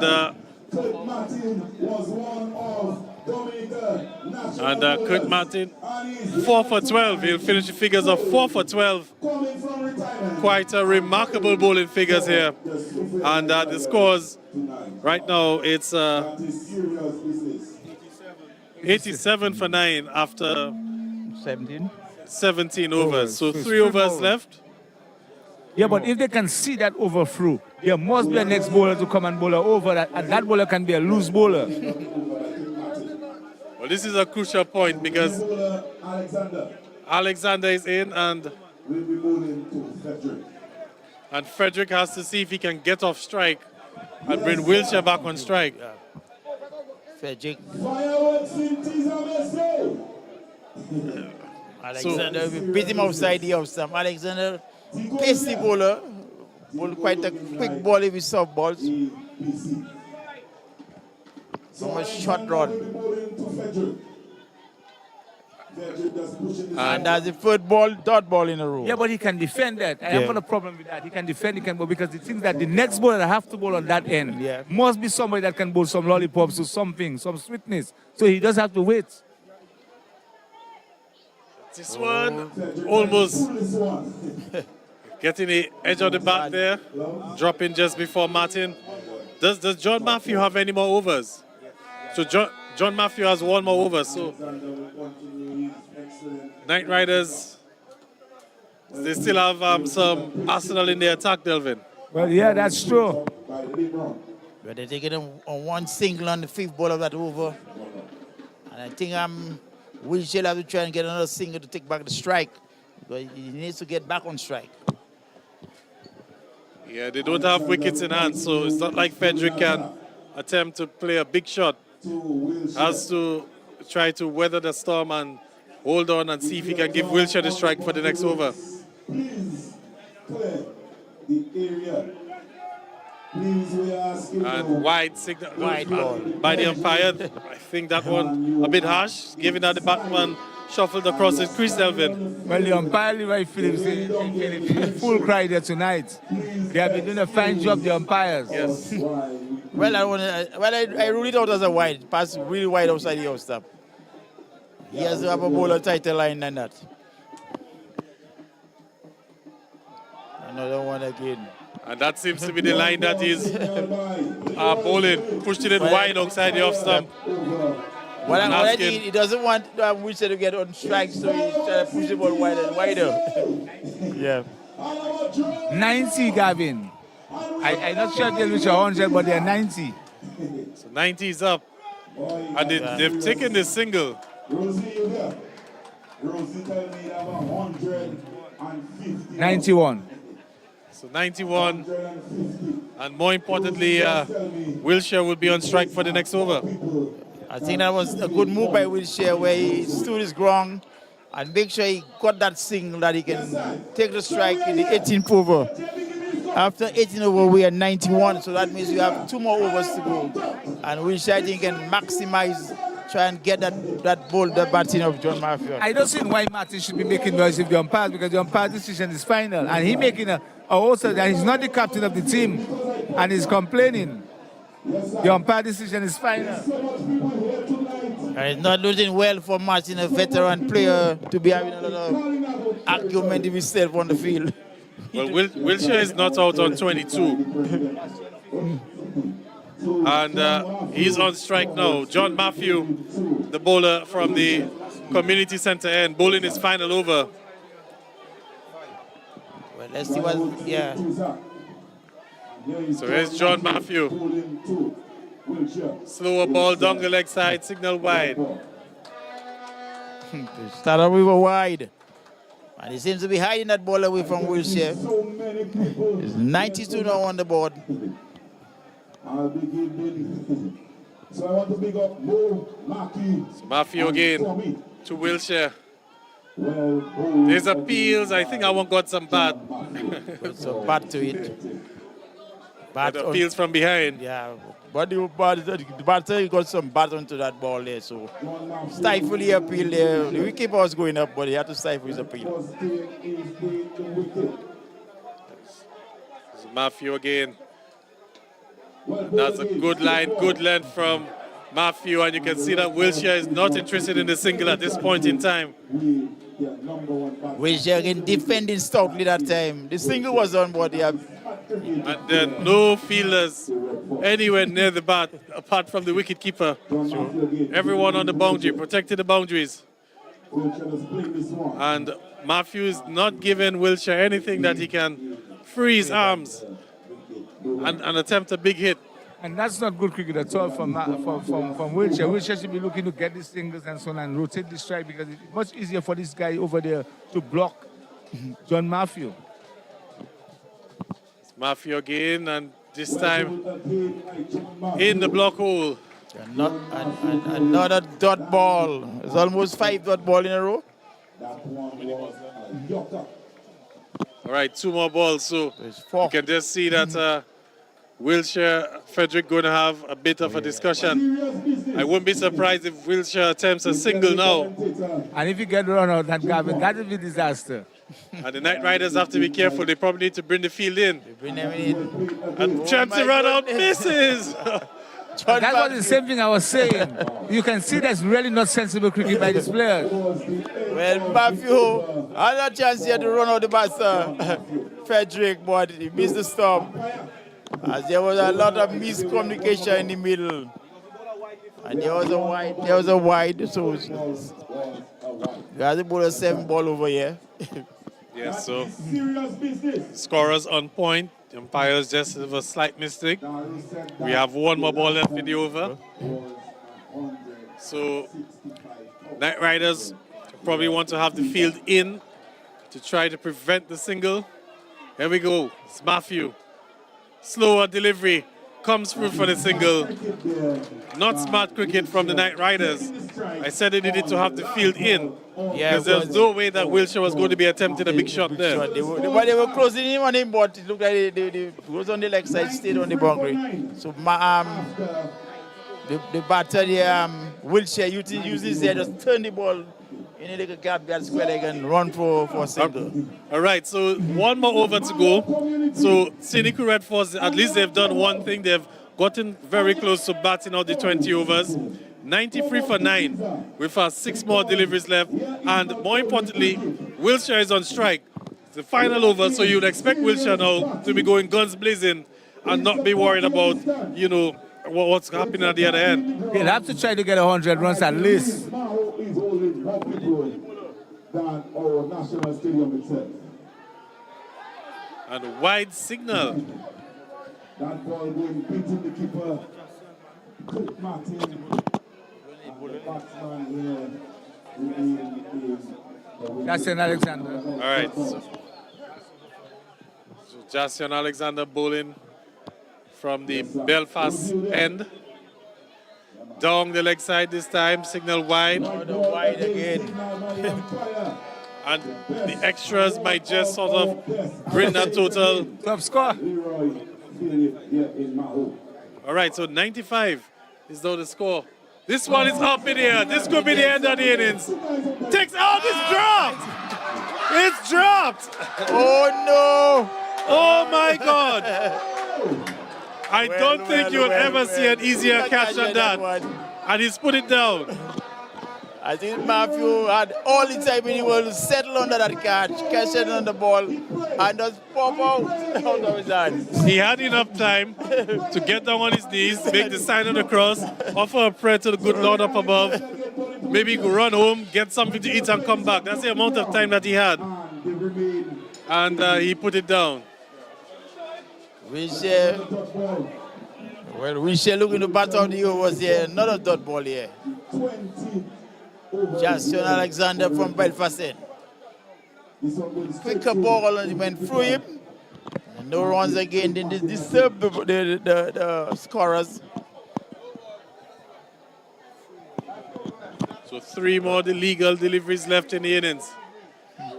Red Force. This one is fired into the block hole and they'll get the single. Not too sure why he took that single though, Delvin. Just 2 more deliveries left in the over. It might just be a good single because the bad batsman there, he can hit a 6, you can never tell. So we have 2 more legal deliveries remaining for Alexander. And that will be the end of the innings. Let's go. Down the ground, they'll take 1. So we'll have 1 more delivery left. So a positive for the Red Force that they were able to bat out the 20 overs, given the start that they had. They can be all out in 20 overs. They were 33 for 6 at one point in time. And this one will bring up the 100. 6 to end the innings. So a remarkable fight back from the cynical Red Force. And we'll just be left to see if that total is enough. Can they defend that total? But at the end of the 20 overs, the cynical Red Force 103 for 6 means that the Night Riders are going to need 104. 103 for 9. 103 for 9, sorry, I said 6. My apologies, it's 103 for 9. After 20 overs, Night Riders will need 104. Well, I think Wish has played a very good hand here to come back from the Dodger about 56 for 6 and put the Night Riders back on track after the break. And look, after the break here at teaser, they were able to put on, they were 44 for 6 at the break, and they end up with 103. So that means they got over at 56, 59 runs were scored in the last 10 overs. So that break, that Gavin did them well. Yes, so this has been a very good showing from the Night Riders team with the ball, albeit they had a few drop catches in the field, but they'll still be satisfied with that effort and will be backing themselves surely to get the runs. So we're going to take a quick break. I think we will take a word from our sponsors, and we'll be right back. NCCU, your community financial partner, brings to you Beyond the Mortgage. Affordable rates, affordable price, NCCU, everything nice. Go do a course, go take a trip. Beyond the Mortgage 246. You take the mortgage already, you make your pocket go empty. Beyond the Mortgage, NCCU will keep you steady. You need to buy a new fridge, you want to purchase a settee. Get rid of medical bills and invest in the green energy. Beyond the Mortgage, beyond the Mortgage, beyond the Mortgage. Everything nice, beyond the Mortgage, beyond the Mortgage, beyond the Mortgage. NCCU for life. 246, yes, 246. Wow, 246. Beyond the Mortgage, 2% savings, 4% retirement solutions, loans available at 6%, and our special BTM line of credit. Terms and conditions apply. Now is your season. You need a loan with no hassle, no security, and an attractive interest rate. Clearly, we understood the assignment. Come to NCCU and get it now. Get it now, seasonal loans of up to $10,000 at affordable monthly payments. Get yourself in season and get it now. Terms and conditions apply. From the cradle to the grave, NCCU, you don't have to be no slave. NCCU, you need a loan you want to save. NCCU, welcome and visit us today. Hey, but now it's a community. True. Making life easy, yes, like ABC.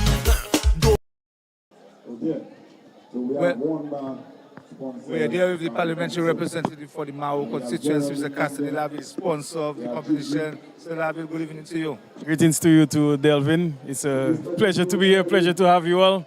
And you personally, I want to express my sincere gratitude. You've been with us from day one, and you're still here today on the grand finals.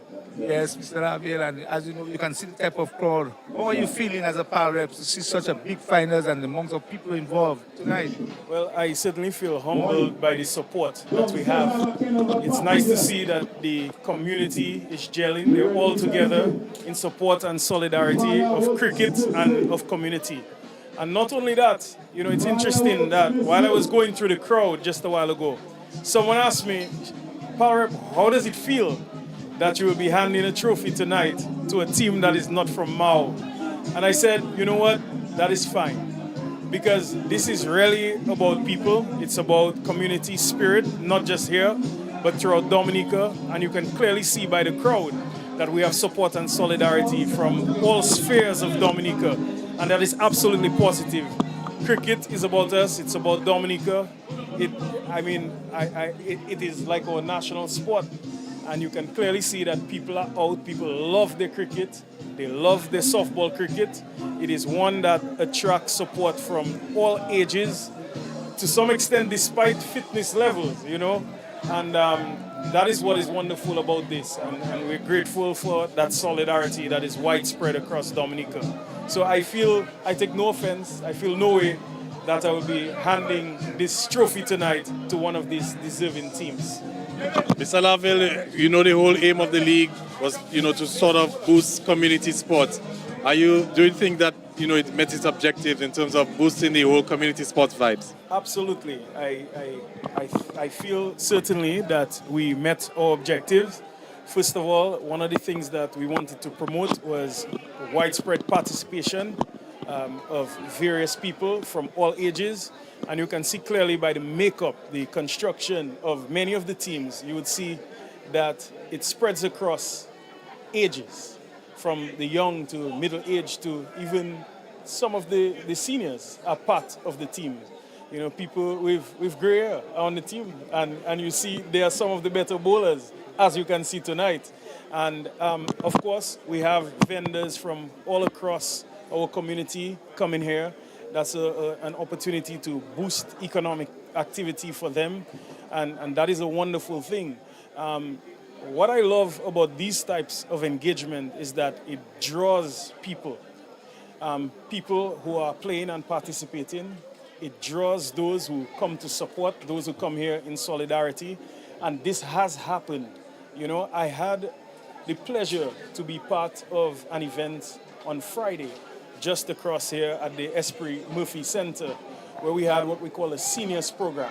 And it's interesting, we did not really advertise this, and you're having the seniors asking me if we are still having the finals on Sunday, and that tells you a lot, that we absolutely met our objective. It wasn't something that was necessarily commercialized or promoted highly. It was natural, it was organic, it was for community, it's for people, for participation. And here you have it. You have tonight the president, the prime minister being here, present. I did not call either of them and ask, please, can you come and support? They were the ones who reached out and said, you know, PAL rep, we would like to be here. We'd like to be in support and solidarity of you and for the teams. And they are here. And you know, the participation is broad and widespread. And you can certainly see that the interest has been reestablished here in cricket in our community. And I trust that sentiment is true across Dominica. And that is one of the aims and the objectives of this. And I think we have met that clearly. All right, so we have cricket today, but we likely to see other sports, basketball, football, rounders, dominoes. You know, I don't want to put you on the spot, but you know, what can you tell us about that? Well, absolutely not. You're not putting me on the spot because you are pretty much professing the plans that we have in this community. First of all, we are here tonight by the goodness of God the Father, and there are a lot of people who are in support of us.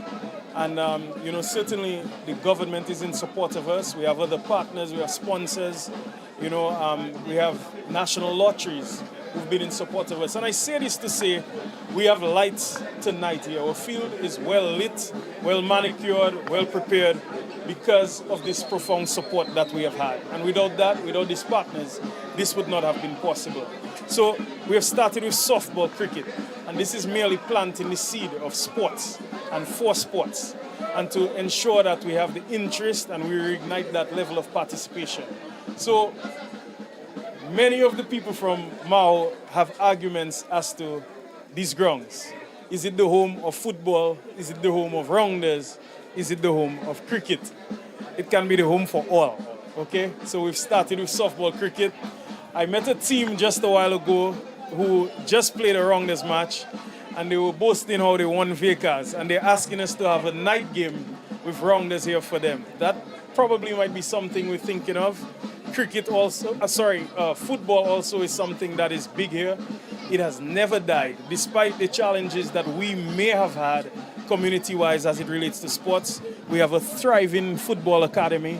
Every Saturday morning from 8 to 10, you will see over 30, sometimes 40 young children. My children are also part of that academy. It is thriving, and maybe that type of engagement is the right opportunity for them. So football might just be next. And we look forward to it being even bigger and better than what we have seen here for cricket.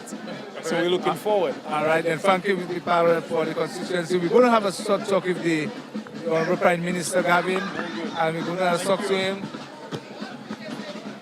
Just going to have a short talk with the Prime Minister Gavin. Let's do a couple of interviews. He has been moving around. He have been moving by the bar areas and get it. Good night, Mr. Skerritt. So just want to welcome the Honorable Prime Minister Roosevelt Skerritt. Could you just turn this way, sir? Turn this way. Yes. All right. And Mr. Skerritt, well, first of all, welcome to the village of Mahaut, community of Mahaut, and here for the big cricket finals. Is it fair to say that your team is winning right now? Well, it's still early. I think they're going to bowl now, and I'm sure they'll bounce back with the bowling. All right, so Mrs. Skerritt, we heard from the Honorable Cassani Laville as to how impressed he was with the whole community support and everything, and I'm sure that's part of the objectives of the government in terms of bringing sports to the community level, getting, the amateurs really involved in it. Well, yeah, I mean, the whole idea is to ensure that, well, first of all, let me commend the Rep Honorable Laville for hosting this tournament. I mean, there's a lot of planning that takes place in this, and to bring teams from so many parts of the country together. This is really a national event, really, in the Mahaut constituency. So I want to commend the Rep and the other organizers for having this tournament. But this is part of the whole plan, is to encourage wellness, and for people who normally won't have time in the day to have access to these playing facilities at night. And so while they're having the tournament, is really to poke people's consciousness of the need to take care of themselves and to exercise and to make use of the facilities. I'm happy that in Mahaut that they're in fact making use of it. I understand today, now it's cricket. The ladies are challenging the powder for rounders. So you will see a rounders tournament there, and this is good. And of course, this playing field on the backdrop, we have the Mahaut Primary School, all part of enhancing. Of course, you have the forecourt there, the Mahaut Health Center, all new facilities. And we will continue to improve the facility there. With the grounds itself, to as far as possible to address the challenges on the playing surface, to level it a bit, and also the stands, the bleachers, so that we can have a real community facility here in Mahaut. And so I'm happy to be here to see it. Good vibes, peaceful, everybody's socializing, everybody's interacting, so I'm happy to be here. I know you're talking about tonight in terms of the lights and so on. Are you looking maybe to have a conversation maybe in the Vickers constituency in your areas? Yes, of course, we're organizing this as well. So the guys are planning something like this to have, because we also have lights in Vegas. As you know, we did about 8 playing fields in one go with lights. We're going to do another 8 soon. So the idea is to ensure that all of the major playing fields, we're not going to every playing field, but all the major playing fields will have lights. At least one per constituency will have lights so that people can make use of the facility at night and to encourage this. I mean, if you have this kind of activity in most villages, I mean, it's a huge opportunity for us to interact and to get the young people and, of course, the senior people as well away from Netflix, away from the television, away from the PlayStations. Because when I asked that question, I also want to talk about, because I remember playing against you at the Windsor Park, and I'm concerned about the Windsor Park. I want to play in a match against you at the Windsor Park. At night. Yes. Remember when you Yes. on me? So we have the funds. We had to go a different route for the funding of the lights of the stadium. I was able to finally finalize this on Thursday gone. So that is in stock. The lawyers are now finalizing, the attorneys are now finalizing the agreement, and to ensure that we get value for money. So once they finalize the agreement, then somebody will sign it, and we will proceed. So, but the money for sure is available. That has been secured in full. It's a huge project.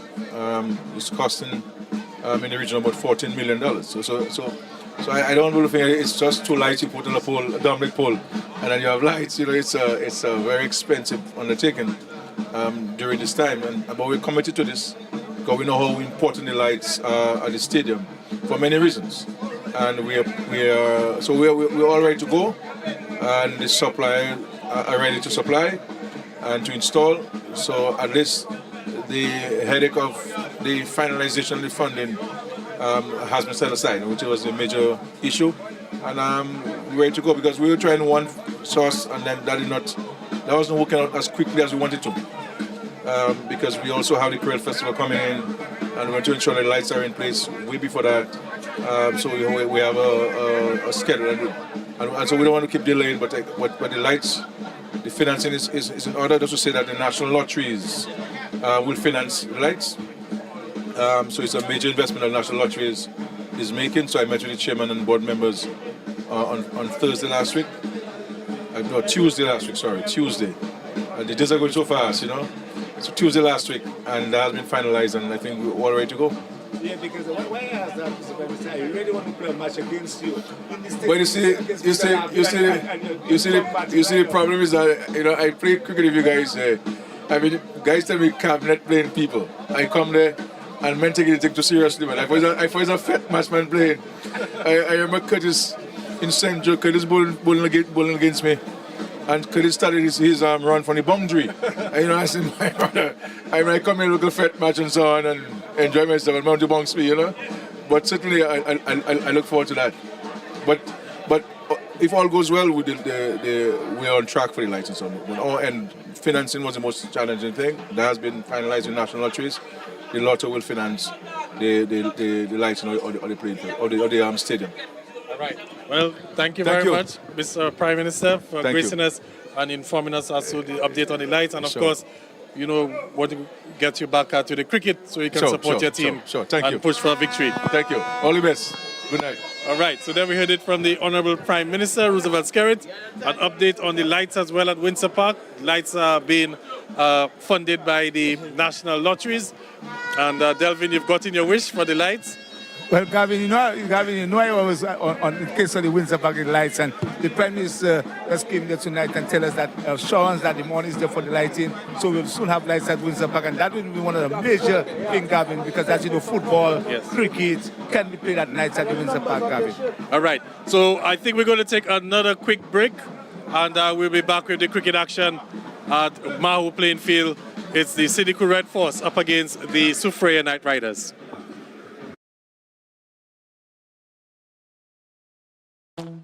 Now is your season. You need a loan with no hassle, no security, and an attractive interest rate. Clearly, we understood the assignment. Come to NCCU and get it now. Get it now, seasonal loans of up to $10,000 at affordable monthly payments. Get yourself in season and get it now. Terms and conditions apply. From the cradle to the grave, NCCU, you don't want to be no slave. NCCU, you need a loan, you want to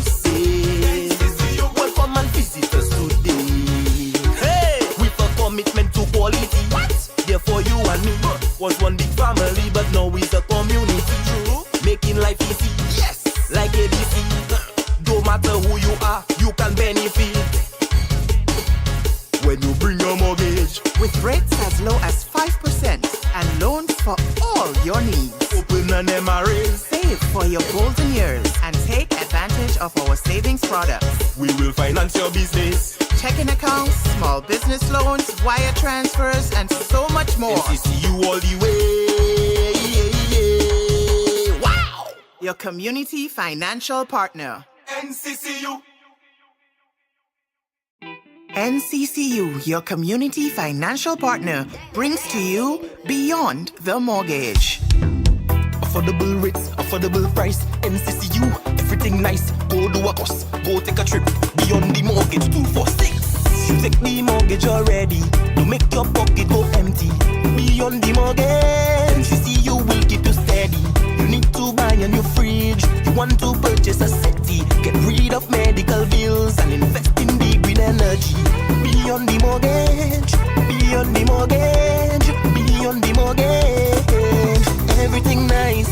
Beyond the mortgage, beyond the mortgage, beyond the mortgage. NCCU for life. 246, yes, 246.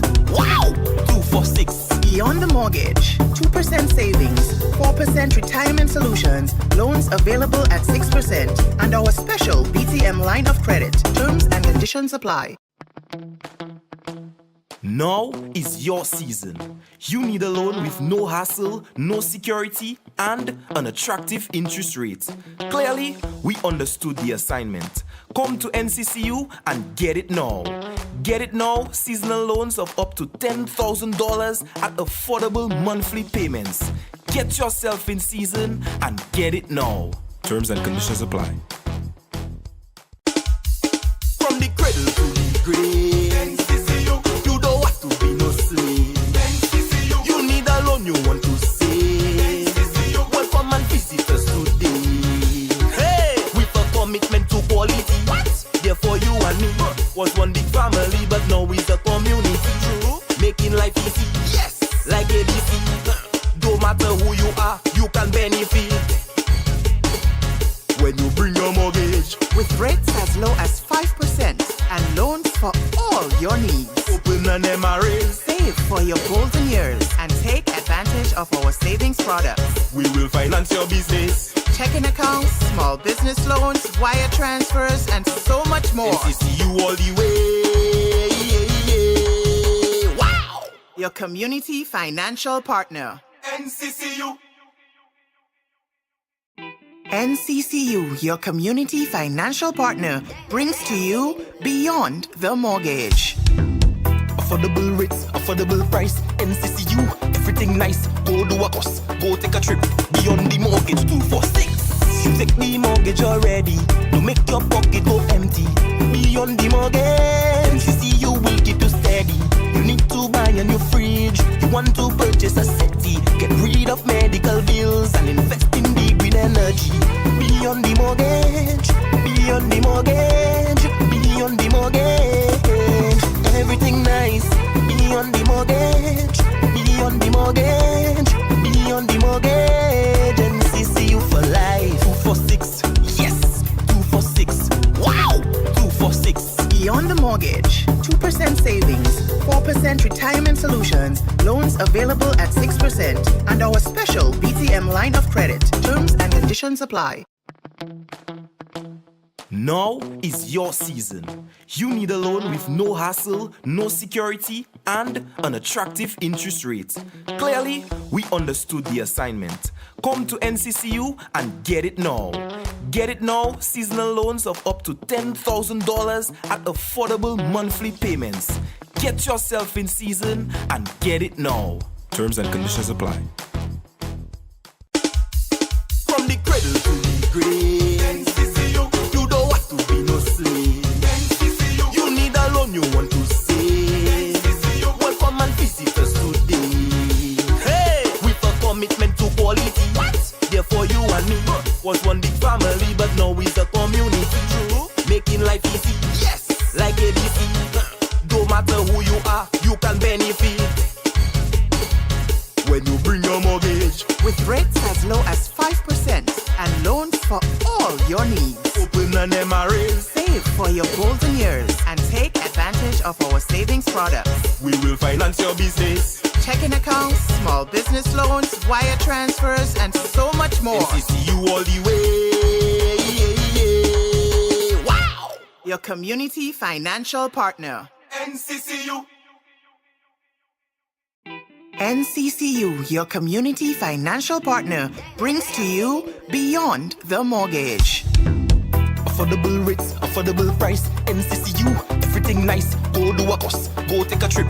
Beyond the Mortgage 246. You take the mortgage, pocket go empty. Beyond the Mortgage, NCCU will keep you steady. You need to buy a new fridge. You want to purchase a settee. Get rid of medical bills and invest in the green energy. Beyond the Mortgage, beyond the mortgage, beyond the mortgage. Everything nice.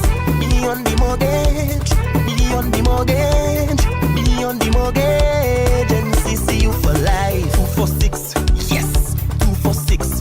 Wow, 246. Beyond the Mortgage, 2% savings, 4% retirement solutions, loans available at 6%, and our special BTM line of credit. Terms and conditions apply. Now is your season. You need a loan with no hassle, no security, and an attractive interest rate. Clearly, we understood the assignment. Come to NCCU and get it now. Get it now, seasonal loans of up to $10,000 at affordable monthly payments. Get yourself in season and get it now. Terms and conditions apply. Kurt Martin, 4 overs, 12 runs, 4 wickets. Kurt Martin is back on track and batting. Courtney Ansem is 2 for 22. For the batting for Red Fox Sinico, Lawrence Wilshire 24, Kenny Valmo 15, and Dorian John 15. And we can see the openers for I see Clem Nicholas, yes, Clem Nicholas.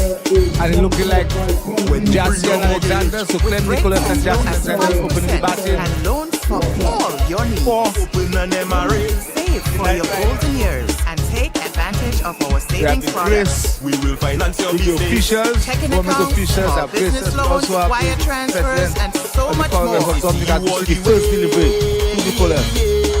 Outside the off-stop, a loud appeal and not outside the umpire. That ball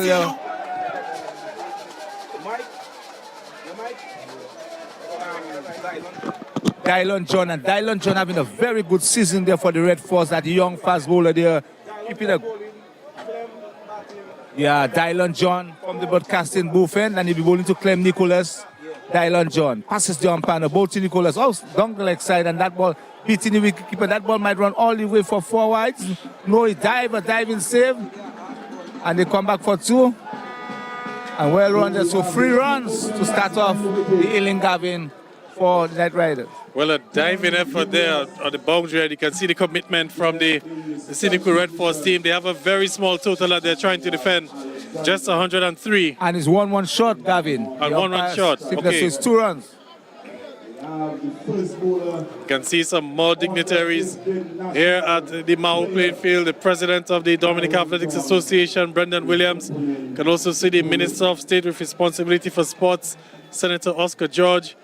A few moments ago, as that one is cut behind point, and we'll get to the boundary for 4. So the first boundary of the evening for the Night Riders.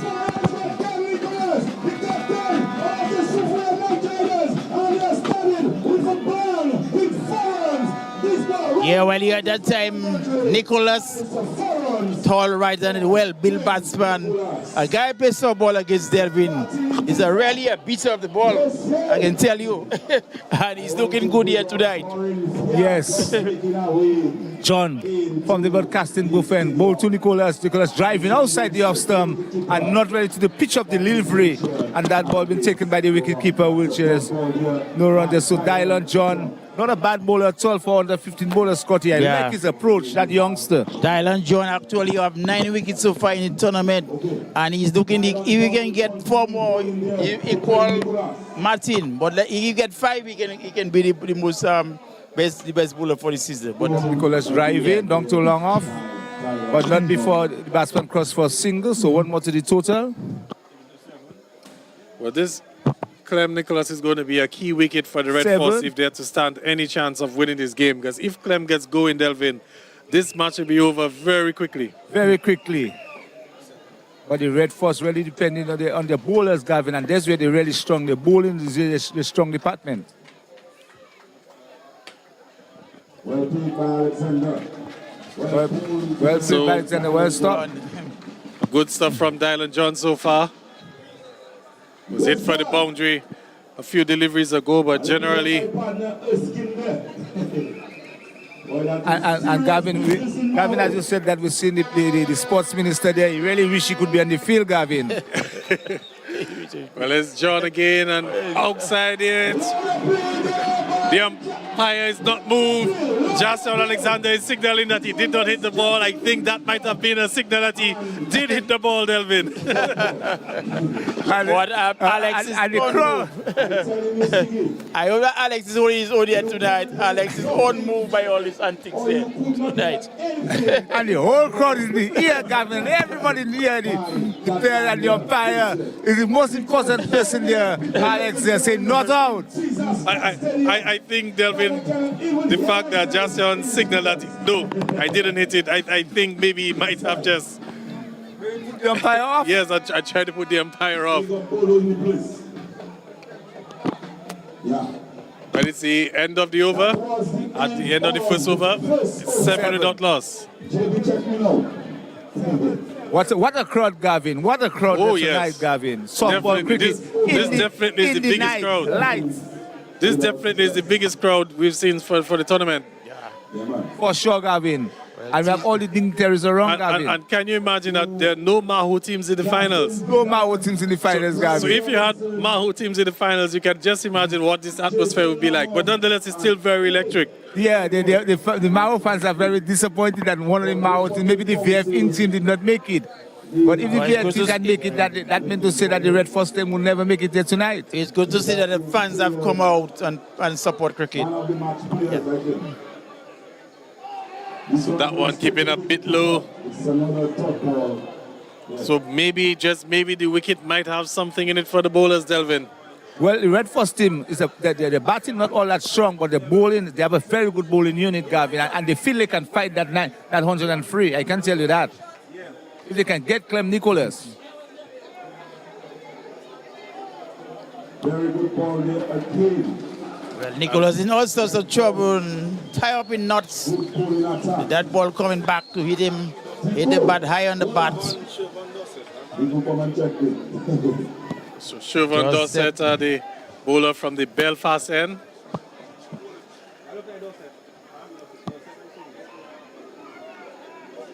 And he struck in front. The umpire's having a look. The field is giving it.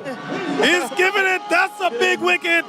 Clem Nicholas has to go. Struck in front, LBW. And that's the start that the cynical Red Force wanted. Well, as a massive wicket here at teaser, Nicholas looking to heist that ball and dislodge it somewhere in central Mahaut. But he just find that the ball cannon to his pad. And the umpire Leroy had no hesitation in giving him out. LBW.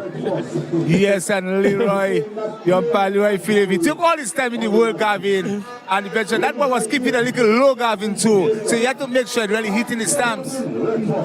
Well, that's a massive wicket.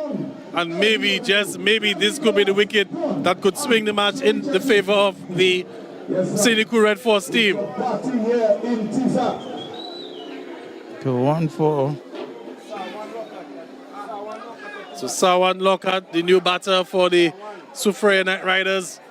They've lost the big hitting Clem Nicholas. The scores are 7-1. And Williams from the far end.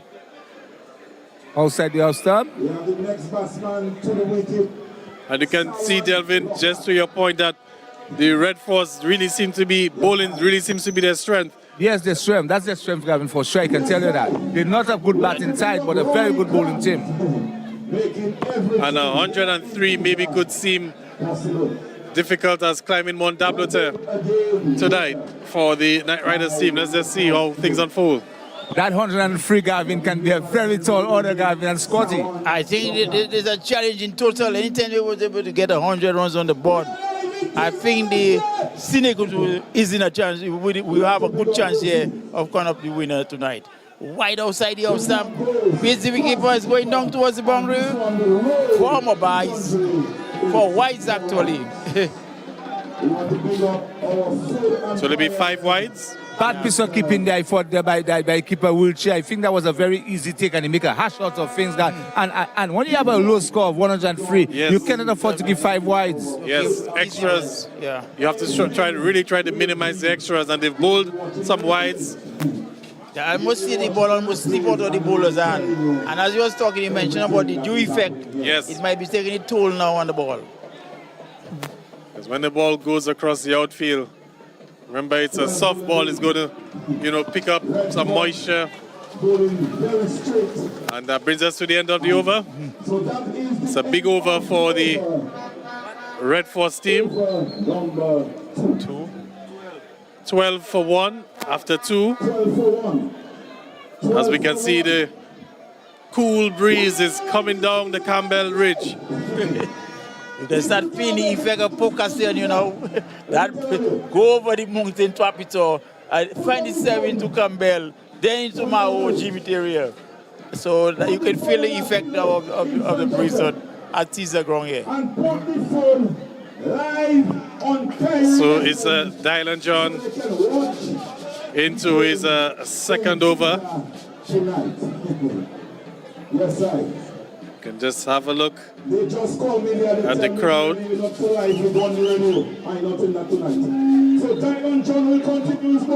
Big finals here of the Cassani Laville Mahaut Premier T20 League. Soufriere Knight Riders in search of 104 to win. And if they can get Justin Alexander Wally right in the game. Whips it off the legs. 1 bounce into the boundary for 4.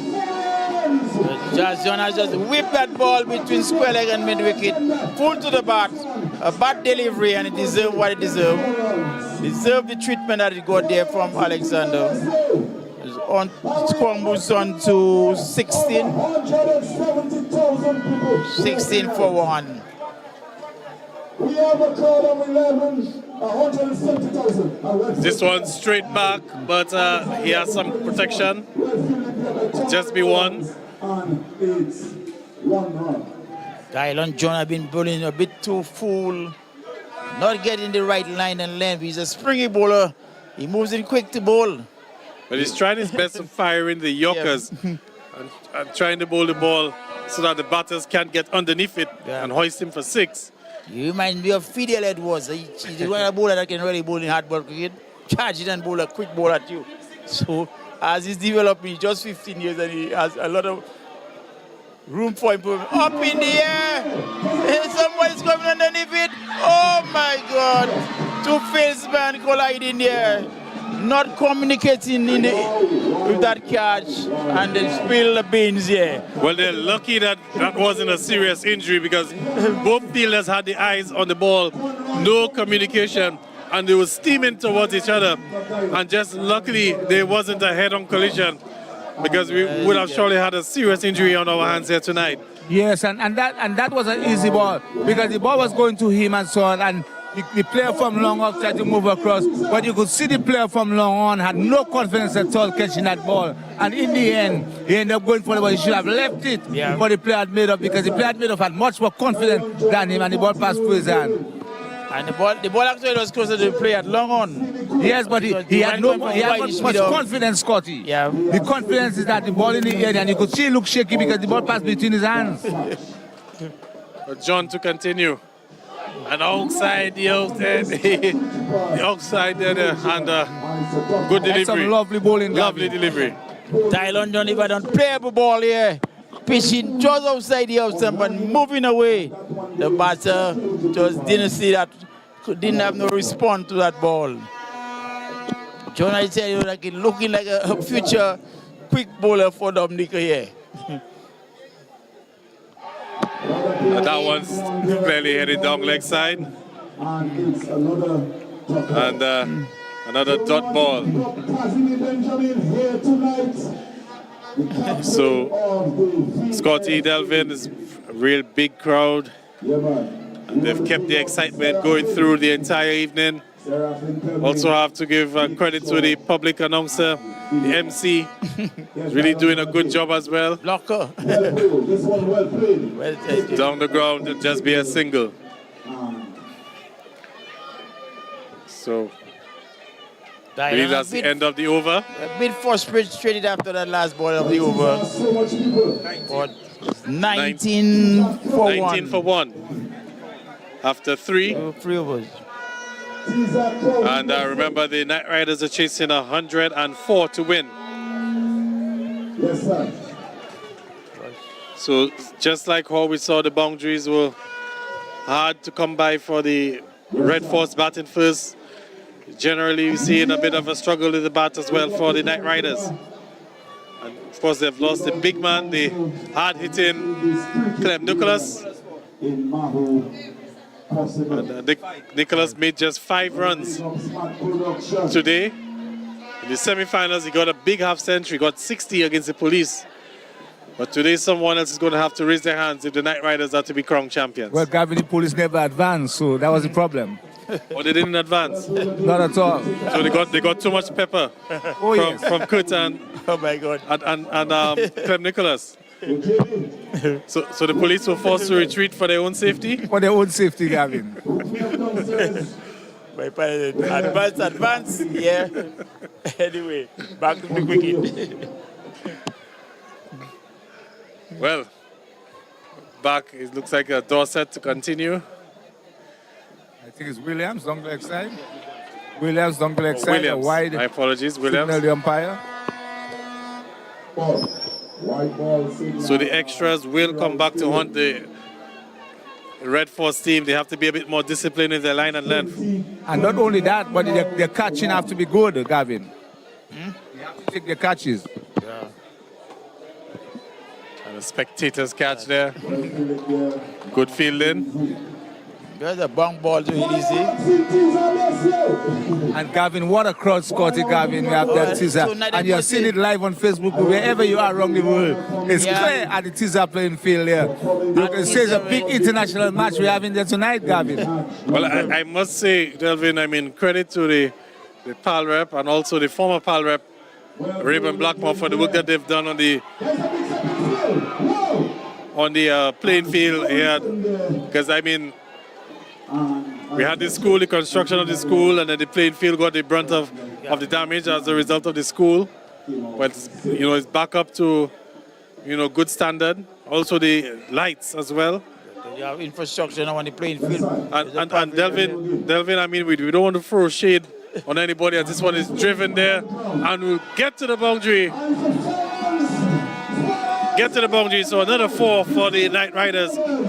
But definitely we don't want to throw shade on anybody, but the lights here, when you compare it to some of the lights that you have at some of the other facilities, I mean, this is far superior compared to what we've seen, for example, at Stock Farm with at the DFA Technical Center. Oh yes, Gavin.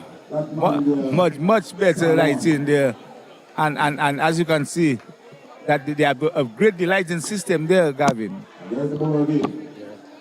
And it's appealed. That one looks a bit high.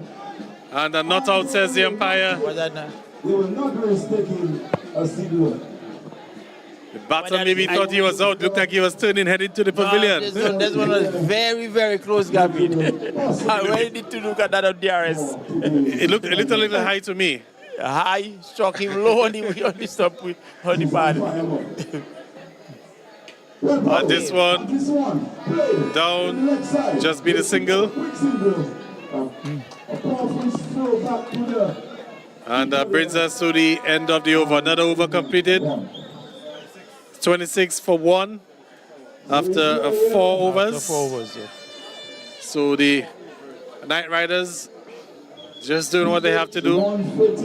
Trying to bat sensibly, not to lose any wickets.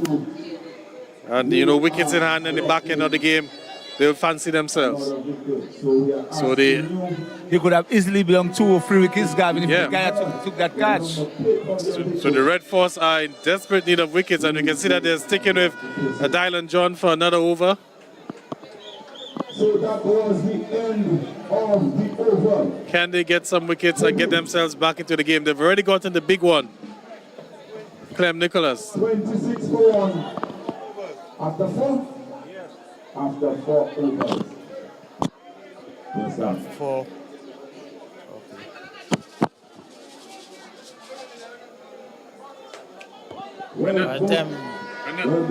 Driving straight back down the ground to long up. 1 more to the total.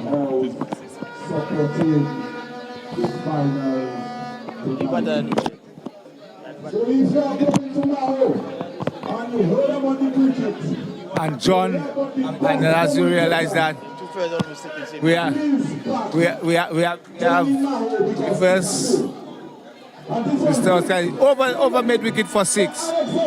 A full delivery down the leg side. As I said, good evening to Oscar Oscar George, good evening to you and welcome. Good evening, Delvin. Good evening to the listeners of DBS Radio. Very good cricket action. What a lovely atmosphere in Tiza. Yeah, wonderful. Very good crowd participation. The cricket itself, high quality cricket. So looking forward to the end of this game, Delvin. Yes, and we can see the youngster not concentrating a lot. They both loose delivery down legs and just whipped away. 33 for 1. Well played. This one goes square. Picked up here by Frederick. And it's kind of disappointed, Delvin, in the score. 103. The first innings, I was expecting a bit more from the other team. But definitely, as they say, final is a pressure game, so that's how it is. But it runs on the board, Delvin. We have a lively crowd there. They usually defend their score. This one going straight to the wicketkeeper. And the last match they played in the semi-final, they only scored up about 95 and they defended it.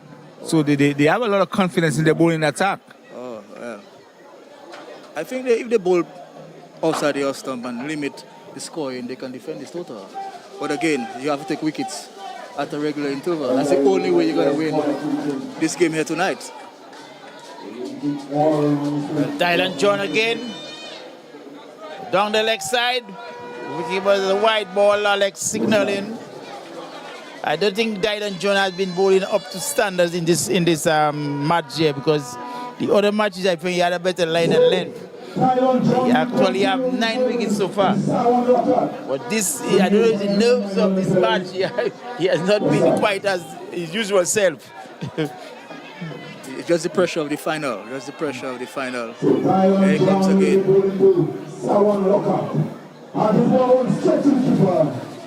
That time is a better ball by John. Hit him outside the off stump. Ball move away after pitching. How you enjoy the teaser environment tonight? It's very good for cricket, I must say, Scotty. As you can see, a lot of people came out and support the game. Here comes Dylan again, the batsman. Short ball, good shot, dog to tip, square leg, just a single. But I think it's a very good game. Of course, from all reports, we had a successful competition leading up to the finals. So I want to commend everybody involved in hosting this cricket here today. And as I said earlier, I expected at least 200 runs tonight.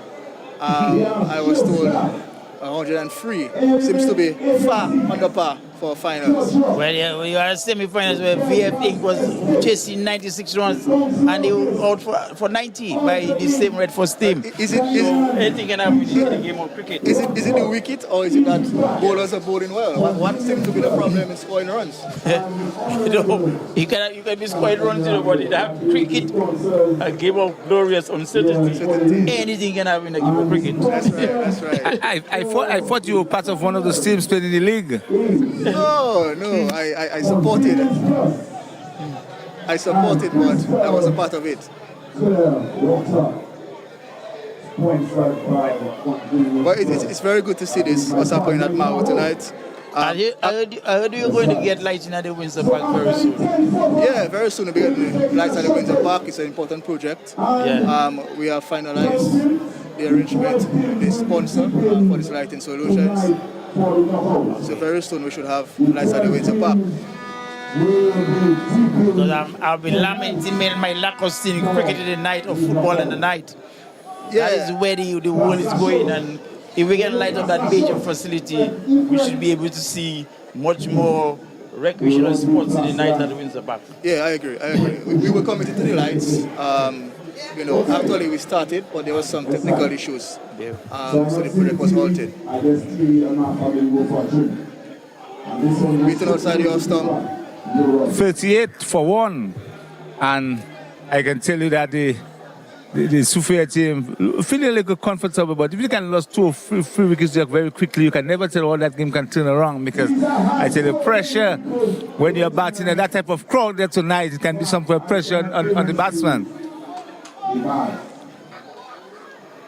Seems like you have to work very hard for your runs, Delvin.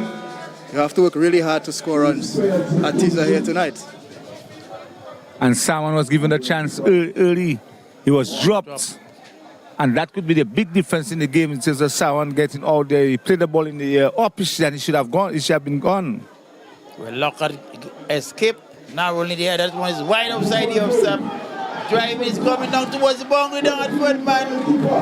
And this man ramming it in, and the cross was the second run. A very good commitment, I must say, by the fielder. Every run counts. In a low-scoring affair. Run that ball long to the boundary and save 2 runs there for his team. Wicketkeeper. Check the pass, check the counter. Short ball. And that's a wicket there. Short ball outside the off-stump. The batsman trying to hit a 6. And he's caught. The call corner. Well, the wicket goes down for the Soufriere Knight Riders. They've lost their second wicket tonight as they're going in search of 104 for victory. And the score is right now 41 for the loss of 2 wickets. So still about 60 odd short of victory as the big man, Cassani Laville, comes in to replace the batter who just got out a few moments ago.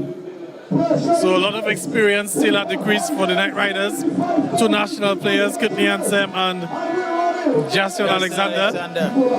But someone looking to clear the boundary that time from a short pitch delivery. Only managed to school the ball up to mid-wicket. And that would give him at 40 for 2. They're chasing 103. They're about behind by 63 runs. Are we in the 6th over? Yes. But we have with us the Minister of State with responsibility for sports, Senator Oscar George. And while we have him, I know he's giving us some commentary as well, but maybe he can answer a question or two as Minister for Sports. And Senator George, it was a very good year for Dominica in sports for 2024, sorry. 2025, I know it's very early in the year, but what are some of the plans that the government has for sports for this year? To be able to capitalize on what we saw last year with the gold medal and the Alec Athanaze and Kavem Hodge and everything like that. Yeah, I think we go in the right direction when it comes to sports. 2024 was, we made history in 2024 in terms of sports, and I think 2025 we have to try to feed on that success and going forward. So we will seek to implement upgrades to a number of playing fields. We will continue that. That started in 2024 and we'll continue this year. Also, the Windsor Park lighting is important. The synthetic track is another important aspect for our sports, and I think that will in itself move us further into the right direction. And as you may know, we are also doing some work as it relates to the Sports Act and the sports policy. So there's a number of things planned for sports this year. So we're looking forward with optimism for this year. All right, you mentioned it, the synthetic track. The last time we got an update, I know the Prime Minister said that some matters were going before Cabinet. Is there anything to report on as it relates to the synthetic track? Yeah, well, as you know, we have decided to build a track at Point Rock near Portsmouth. And to date, we have identified the exact site. We have completed our surveys and our investigations. We are working with our partners to finalize all the logistics in terms of the development of the actual track. And of course, we will do it in a phased approach. So in the first instance, we will have the laying down of the actual synthetic track, and the second phase will involve surrounding infrastructure like bleachers, lights, change rooms, washrooms, and stuff like that. So I think this year is the year where we're going to achieve that, and I think we're looking good when it comes to sports. By the end of the year, we should have a synthetic track.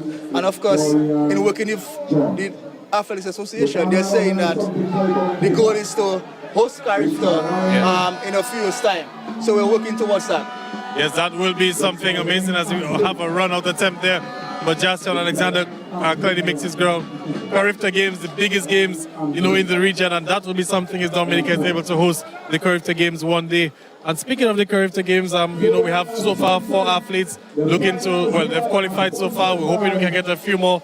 Any words to the Carifta Games athletes, Mr. Minister, those who've qualified so far, and as we look to bring them some more gold medals? Yeah, well, historically, we have done well at Carifta. The likes of Addison James and the other athletes. So we expect them to do well. I know that they have been trained for a long time. They had a number of developmental meets at Geneva and at Portsmouth and in Windsor Park. So we expect them to do well for Dominic, and of course, we will have an opportunity to meet them before they head out to Trinidad during the Easter holidays. So we just going to support them as much as we can, give them the necessary resources they need to perform and perform well, and go out there and just make Dominica proud, as they are accustomed of doing in the years gone by. All right. Yeah, before you go, where we are on the National Sports Council, I think a council was set up recently in terms of to push the sports in Dominica. What is the progress so far on that National Sports Council? Yeah, so we have the Sports Council set up. Actually, they met last week. One of the mandates we gave them initially was to revise the current legislation put it into sports. Because as you know, we have an act of 1976 or thereabout, which is, it's not relevant anymore. Yeah. So they have a first draft, which they're discussing now. We had an attorney engaged, Mr. Laron, to look at the act, to have meetings with the council, take their advice, and formulate a draft. They have done that. Last I checked, the draft was sent back to the council for the final review. I have made it clear to them that, the target was December gone by. We missed that. So we have another target of May. And I expect them to get back to the ministry with their recommendations, if any, or maybe they can just agree to the act and we can proceed to cabinet and then to parliament, where we can have a new act, a new legislation governing sports. Because sports is a big thing now, and we can't operate sports with an act that is more than 30 years old. It makes no sense to me. Mr. George, let me just ask you mentioned that, they want to have some amendments to the act. What are some of the areas, that has troubled, the government or sportsmen that needs to be addressed? Not necessarily trouble the government, but I think the associations, we need to have some clear communication guidelines as to what are the responsibilities, functions, roles, how do they work and collaborate with other stakeholders, issues of insurance and issues of time off, all these things we want to factor in this new legislation to govern sports. And I think we consulted a number of sporting organizations, we consulted a number of legal persons, we consulted a number of lawyers. So we think that what we have is something that we can work with for the next 20 years, say. Yeah, right. And just to say further that the second aspect of the responsibilities of the council is to develop the sports policy. And of course, we have a number of policies from different islands which we're all looking at and see how we can amend that and make it more relevant to our country. So that is these two things, the act and the policy. I think if we can start with these two things, then we can go into other stuff like facilities and funding and all these things. But the first aspect is to deal with the legislation. All right. Well, thank you very much, Mr. Minister. We've come to the end of the over. 8th over, it's a 45 for the loss of 2. 8 overs completed. Remember, the Soufriere Night Riders are chasing 104 for victory. And, one would say they're doing quite well, being quite conservative as they go in chase of the runs. So, Minister, your thoughts? What do you think is holding one hand on the trophy right now? Well, I will go with the batting side. I think they have wickets in hand, and obviously they have 2 national players in the middle now. I think they are 2 capable players, so I would give them the edge at this point. I think it's just a matter of getting the odd boundary there and there, rotating the strike, and they should be fine. And right as you mentioned it, there's one, another boundary for the Night Riders. 4 more runs to the total. I think they're on target to get this total. You know, but just to say, Gavin, earlier today we was at Grand Four? At La Plaine, where we commissioned this new basketball courts. There was a lot of young people there, and it's a very good addition to sports in La Plaine. And following that, we went to Grand Four, where we had the commissioning of the lighting. And it's my intention that, it's my hope that we will have a similar competition like this in Grand Four very soon. And of course, from there we go into the other playing fields across Dominica where we have provided lights. And one thing I know about sports in the East, they're very passionate about it. So if you think that this is a big crowd in Mahaut, if you have to hold anything in Grand Four, the Kalinago territory, you're going to see even bigger numbers. Well, when I left Grand Four, the sports division was there, and the numbers was incredible. And it wasn't even something we promoted. It was something to bless the lights and try to put a plan in place going forward. But I think they're very enthusiastic, as you said, and we're looking forward to good things from them. All right. Well, thank you very much, Mr. Minister, for your stint. Thank you. And we leave you to get back to enjoy the good game. Thank you very much. Good night. So then we heard it from the Minister for Sports, Minister for State with Responsibility for Sports, Senator Oscar George, just giving us some insight there on the game and also some updates as it relates to sports and sports development and what the government has been up to in recent times. So we're back on the cricket. The 50 is up for the Soufriere Night Riders. So it means that they need 54 more runs to win. As the Anthem is hoisting this one, it's a chance, it's put down. It's put down. Lawrence, it was with a violent effort, and it looks like he might have hurt himself in the process. Or maybe he's just disappointed that he didn't hold on. Get the catch again. Catches win matches. No, well, Scotty, I've been telling that very early on. You can see that young guy, they have no confidence whatsoever. The ball can go to him, he'll drop it. You can see the level of confidence and so on. He don't look like somebody that can catch a cricket ball tonight. No confidence, basically. Yeah, because you saw one there, and he had all the time it passed through his hand. And this one there, he run towards it and so on. He's diving forward when he could have just easily stayed there and let the ball come into his hand. So you can see he really lack. And I don't know why they have him on the boundary. Well, Delvin, I think you need some coaching on that side. He might get your skills on him. We still have a very big crowd here at the Mahaut playing field. So we're live on DBS Radio, live on Facebook and YouTube as well.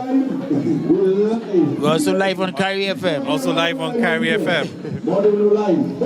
Grand finals. So Gavin, well, they move him across now, so they put him on the far side. So hopefully things can turn around for him. Well, let's hope that the ball doesn't follow him. And that's one thing that happens in cricket.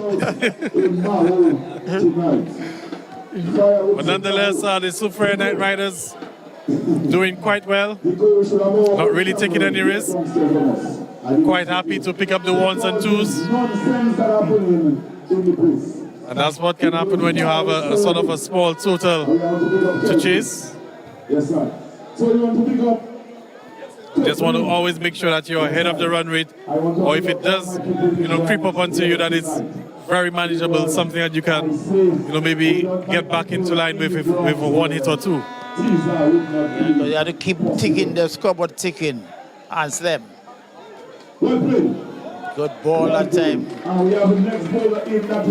And Gavin, as you realize that the bowling attack is really a good bowling attack.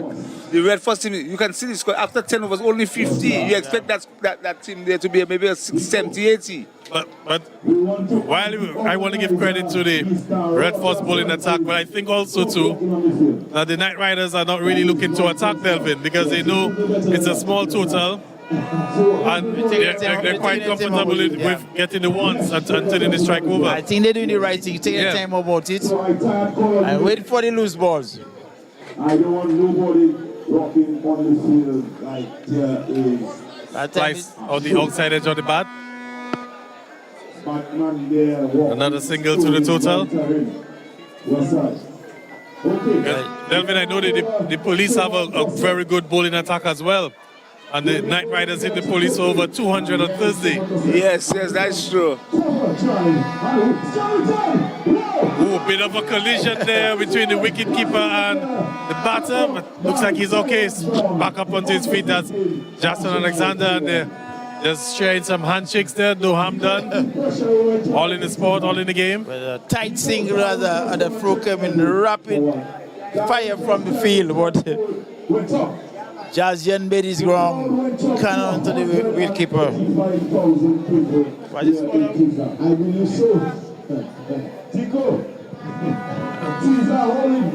And they'll just take another single again. So real sensible batting from the Soufriya Knight Riders. Brings us to the end of the over, Scotty.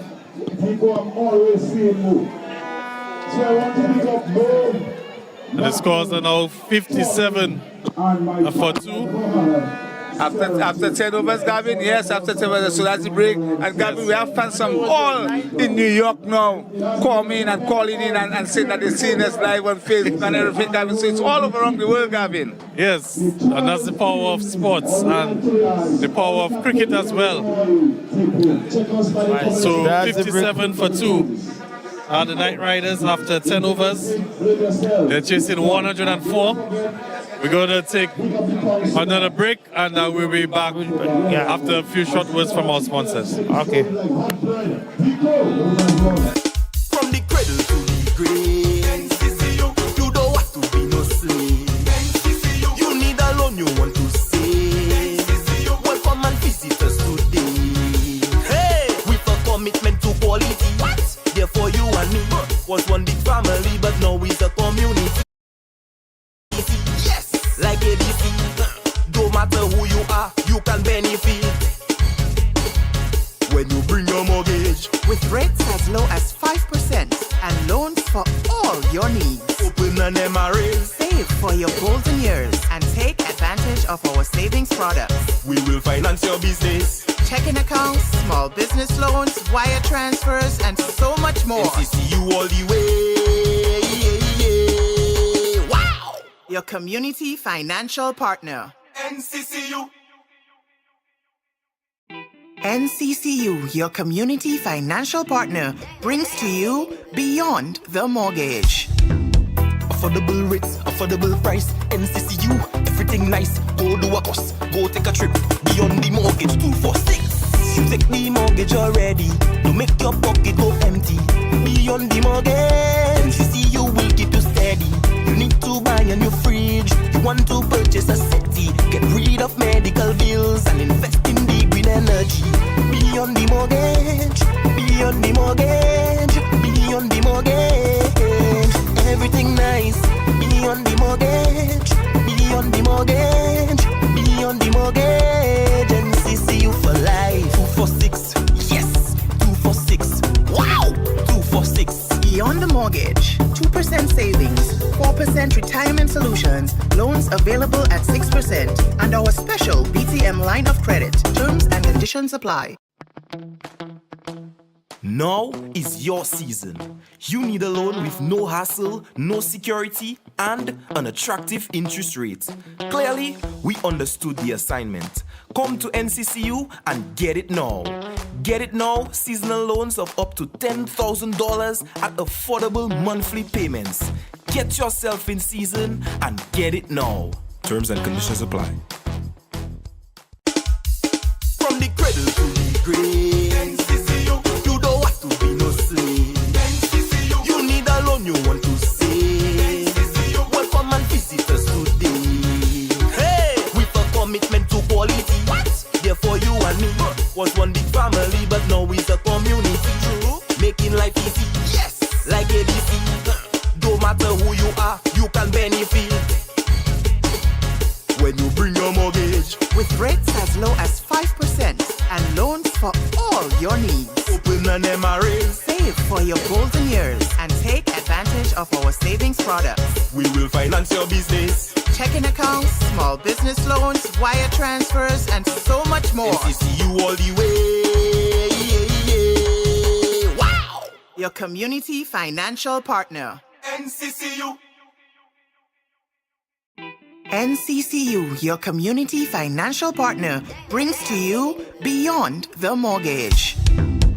Affordable rates, affordable price. NCCU, everything nice. Go do a course, go take a trip. Beyond the mortgage, 246. You take the mortgage already. Don't make your pocket go empty. Beyond the mortgage, NCCU will keep you steady. You need to buy a new fridge. You want to purchase a city. Get rid of medical bills and invest in the green energy. Beyond the mortgage, beyond the mortgage, beyond the mortgage. Everything nice. Beyond the mortgage, beyond the mortgage, beyond the mortgage. NCCU for life. 246, yes, 246. Wow, 246. Beyond the mortgage, 2% savings, 4% retirement solutions, loans available at 6%, and our special BTM line of credit. Terms and conditions apply. Now is your season. You need a loan with no hassle, no security, and an attractive interest rate. Clearly, we understood the assignment. Come to NCCU and get it now. Get it now, seasonal loans of up to $10,000 at affordable monthly payments. Get yourself in season and get it now. Terms and conditions apply. From the cradle to the grave, NCCU, you don't have to be no slave. NCCU, you need a loan you want to save. NCCU, welcome and visit us today. Hey, with a commitment to quality. What? Therefore you and me was one big family, but now it's a community. True, making life easy. Yes, like ABC. Don't matter who you are, you can benefit. When you bring your mortgage with rates as low as 5% and loans for all your needs. Open an MRA, save for your golden years, and take advantage of our savings products. We will finance your business. Checking accounts, small business loans, wire transfers, and so much more. NCCU all the way. Wow! Your community financial partner. NCCU. NCCU, your community financial partner, brings to you Beyond the Mortgage. Affordable rates, affordable price. NCCU, everything nice. Go do a course, go take a trip. Beyond the mortgage, 246. You take the mortgage already. Don't make your pocket go empty. Beyond the mortgage, NCCU will keep you steady. You need to buy a new fridge. You want to purchase a city. Get rid of medical bills and invest in the green energy. Beyond the mortgage, beyond the mortgage, beyond the mortgage. Everything nice. Beyond the mortgage, beyond the mortgage, beyond the mortgage. NCCU for life. 246, yes, 246. Wow, 246. Beyond the mortgage, 2% savings, 4% retirement solutions, loans available at 6%, and our special BTM line of credit. Terms and conditions apply. Now is your season. You need a loan with no hassle, no security, and an attractive interest rate. Clearly, we understood the assignment. Come to NCCU and get it now. Get it now, seasonal loans of up to $10,000 at affordable monthly payments. Get yourself in season and get it now. Terms and conditions apply. From the cradle to the grave, NCCU, you don't have to be no slave. NCCU, you need a loan you want to save. NCCU, welcome and visit us today. Hey, with a commitment to quality. What? Therefore you and me was one big family, but now it's a community. True, making life easy. Yes, like ABC. Don't matter who you are, you can benefit. When you bring your mortgage with rates as low as 5% and loans for all your needs. Open an MRA, save for your golden years, and take advantage of our savings products. We will finance your business. Checking accounts, small business loans, wire transfers, and so much more. NCCU all the way. Wow! Your community financial partner. NCCU. NCCU, your community financial partner, brings to you Beyond the Mortgage. Affordable rates, affordable price. NCCU, everything nice. Go do a course, go take a trip. Beyond the mortgage, 246. You take the mortgage already. To make your pocket go empty. Beyond the mortgage, you see you will keep you steady. You need to buy a new fridge. You want to purchase a settee. Get rid of medical bills and invest in the green energy. Beyond the mortgage, beyond the mortgage, beyond the mortgage. Everything nice. Beyond the mortgage, beyond the mortgage, beyond the mortgage. NCCU for life. 246, yes, 246. Wow, 246. Beyond the mortgage, 2% savings, 4% retirement solutions, loans available at 6%, and our special BTM line of credit. Terms and conditions apply. Now is your season. You need a loan with no hassle, no security, and an attractive interest rate. Clearly, we understood the assignment. Come to NCCU and get it now. Get it now, seasonal loans of up to $10,000 at affordable monthly payments.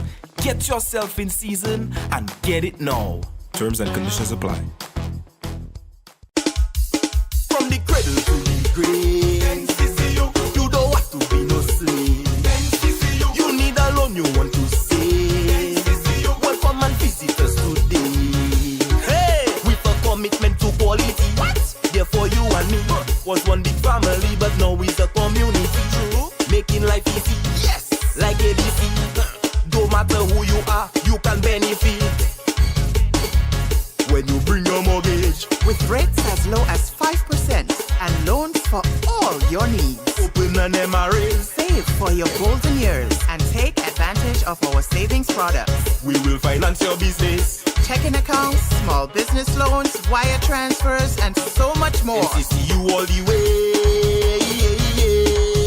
way. Wow! Your community financial partner. NCCU. NCCU, your community financial partner, brings to you Beyond the Mortgage.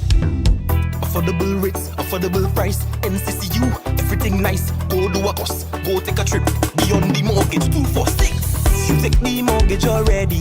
To make your pocket go empty. Beyond the mortgage, NCCU will keep you steady.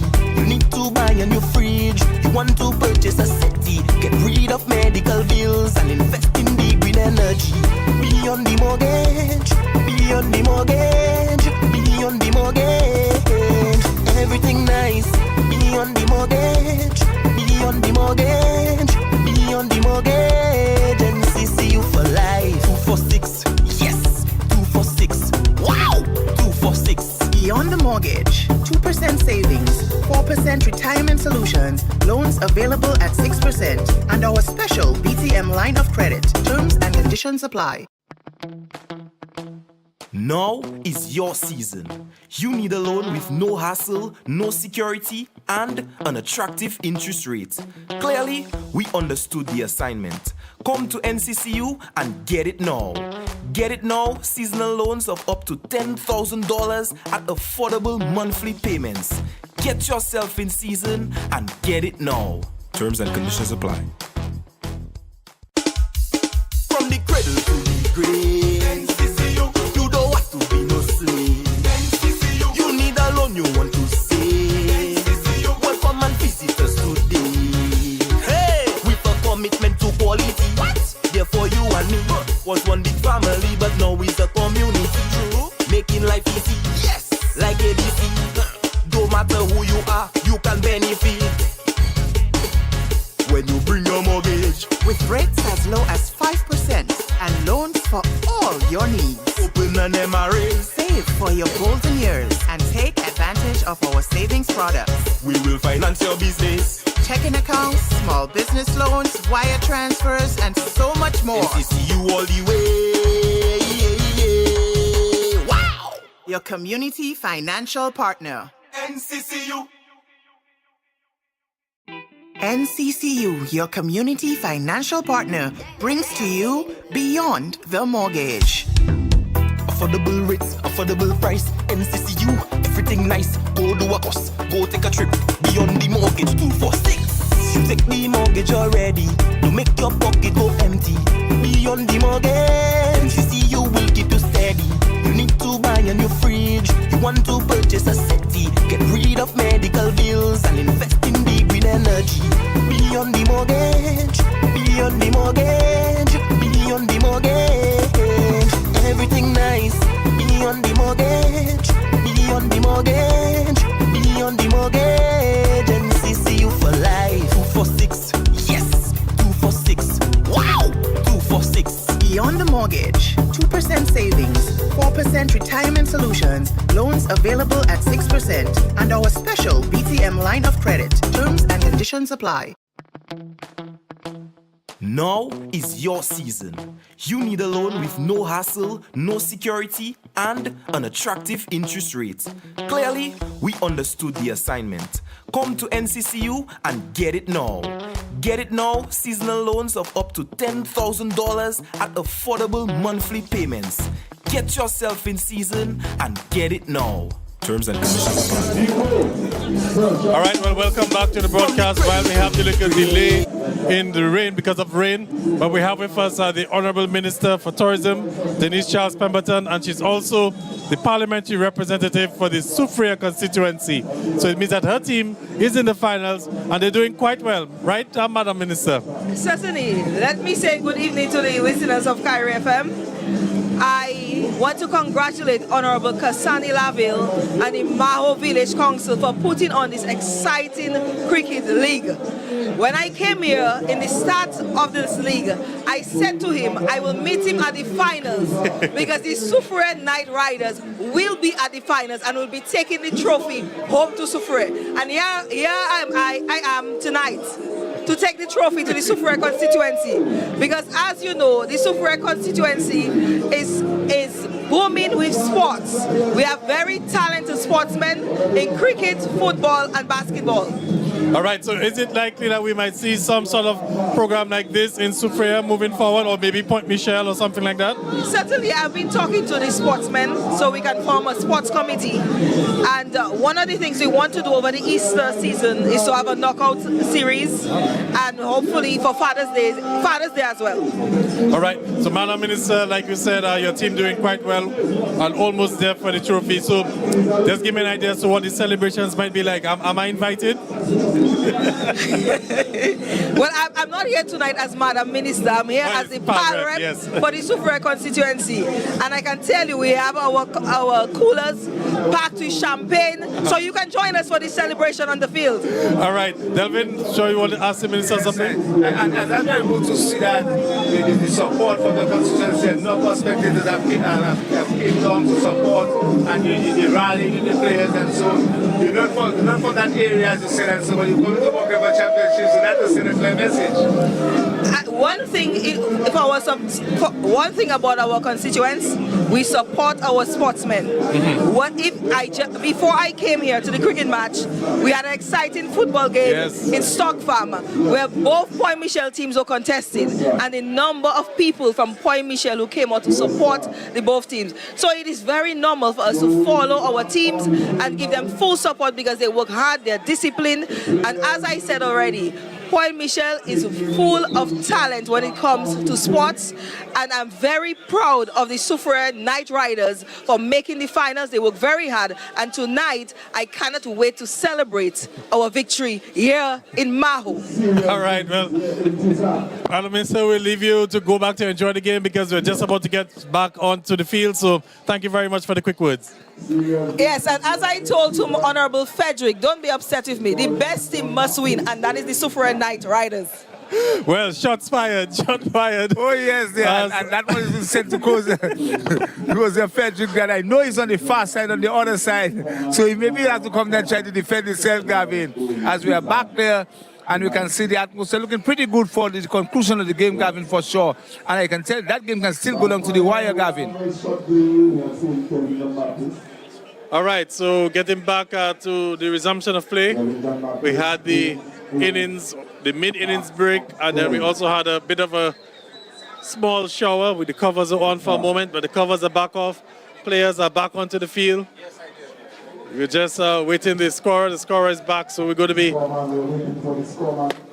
back with the cricket action. So The Soufriere Knight Riders chasing 104 for victory. And after 10 overs, the Knight Riders were 57, I believe, for 2.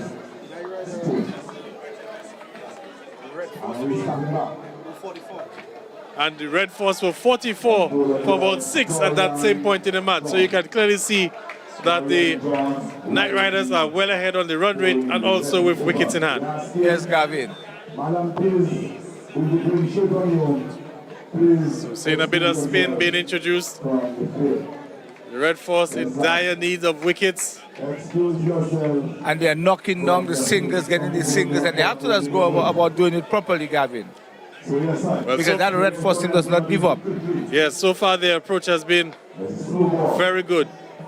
They have not taken many risks, and they've just been quite content on knocking the ball around the field, getting the singles, and then putting away the bad balls. A very mature approach to the bat, as opposed to how the Red Force team went about things, Delvin, where they lost a flurry of wickets. I think the match was pretty much over before the score was even at 50. You're quite right on that, Gavin. And you can see how tentative the Knight Riders still are, Gavin. Oh, this one is hoisted. It's heading towards Campbell. That's a big blow. That's a massive 6. Big 6 from the big guy. Couldn't answer him. A short delivery, down the leg side, and Ansem getting to his wicket and hitting it over mid-wicket and over the school for 6. They're looking for the ball on the Campbell Road, Delvin. That's how big that shot was. Clearing the outfield, clearing the Mahaut Primary School. Here we go again. And straight to the fielder, dot ball. A few more big hits like this, Delvin. And this game will be over. We did have over. And they were looking for the single there, but sent back. So I think that brings us to the end of the over. And after 11 overs, it's 64 for 2. So chasing 104, 64 for 2. Looks like we need like 41 more runs for victory. With 9 overs in hand. Advantage batting team. Batting team, it looks like Knight Riders heading, cruising their way to victory here. Only we get an upset in the batting where we can get fast, a free, 2 to 3 quick wickets to bring back the game back. The Red Force need to do something and do it now. Well, they need something, and they're going to need wickets, because if the Knight Riders bat out the 20 overs, they'll surely win the game. Yeah. So can the Red Force dislodge this pair of Akutni Ansem and Jason Alexander, 2 national players? Alexander looking to see if he can get things going. Jason Alexander looking pretty, looking confident, shaping up nicely. That's a lovely drive past the bowler. With the man down and long and fills it. Sharp single taken, as we can see there. Umbrellas going up again. We're hoping it's not a heavy interruption coming. Sprinkle at the Mahaut playing field. And Alexander's on 25, Gavin, and batting well. Well, I'm not sure if we have Duckworth Lewis, but if we do, the Knight Riders will surely be ahead on run rate. And almost an opportunity for Cotton Bowl off his own ball in Dorset, dropping that one. Right, giving the driving ball straight to the bowler. Dorset again, spraying the beans here. And I would say catches win matches. Red Force has been let off for about 3 simple catches that win this tonight there. And I think if that whole leg catches, it could be a different kettle of fish. Down the leg side, and it's a race between the ball and the wicketkeeper. Wicketkeeper gets it, but they'll come through for 2. As the drizzle starts to get a little heavier at the teaser playing field. Quite a massive crowd here tonight. But they've gone to run for cover as the rain is getting a little heavier. Well, it's okay, more rain. I think as them stroking there at point that the froze comes in. But it pushes all the batters back. But Delvin, I'm interested as to how the weather might impact the game, especially if the wind ball and the ball getting wetter. And it's skidding through. Might skid through, but it also get heavier, so might that work in favor of the bowling side that, you know, the ball is heavier, they can, you know, give it more velocity when they're trying to throw it. Yes, Gavin, yes, you're quite right. And we saw that the other night against VF Inc. Yeah, well, you can also work at a disadvantage to them in terms of when you For the spinners, ball, yes. They can't really grab it properly. Well, I wouldn't want to be a batter being struck by a wet wind ball. Might sting a bit. and they have no pads. But it's Kit Ansem and Jason Alexander looking to take the Night Riders home.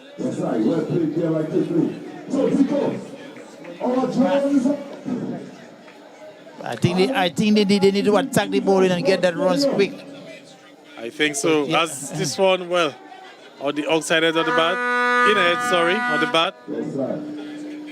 And they'll get the single. Good Nancy continue to milk that bowling. We are asking for a score contribution. Night Riders. This is the full toss. Not put away. And Jason Alexander will be disappointed that he didn't get the most out of that freebie. And there's a stroke in the covers, a beautiful fielding there on the boundary. Very good throw coming right alongside the stump. It's 70, Gavin. Right, so the 70 up for the Night Riders means that they need 34 more runs for victory. And we can make it 33 as they will cross through for another single. As them again getting the football that could have been dispatched over square leg, but the ball trickle up on the inside is really down to square leg for a single. Well, Delvin, we haven't been treated to the fireworks as it relates to the big hits, the sixes and the fours tonight. On Thursday, the bowlers all by the health center, all over the school, down in the village. You know, the police really got some fire from the Night Riders. This one, there was an opportunity, and I don't think the keeper held on to it. Might have gotten an edge. End of the over. I believe it's a 71 for 2. As the drizzle starts to get a little heavier again. Well, it's rain coming a little bit harder. And I'm saying Night Riders need to step on the gas, try and get the runs in as quickly as possible.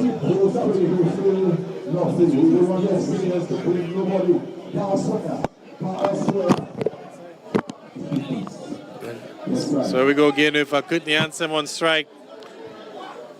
Night Riders, as they make their way towards a well-deserved victory, driving that one through the covers. Just be the single. Could they continue to make the ball in, stroke that ball in out in the covers? They take Scamper for easy single. You know what? 72. Alexander driving straight to the bowler.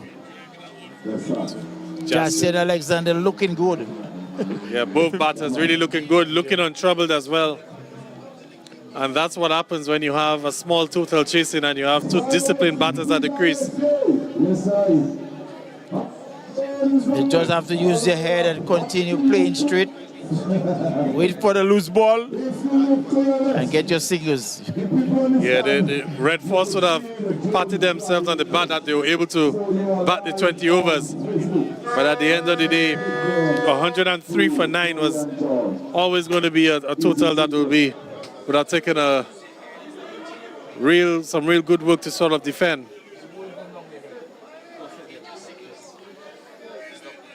As we have rain is easing up a bit. And a big shout of no from Jason Alexander, single turn down.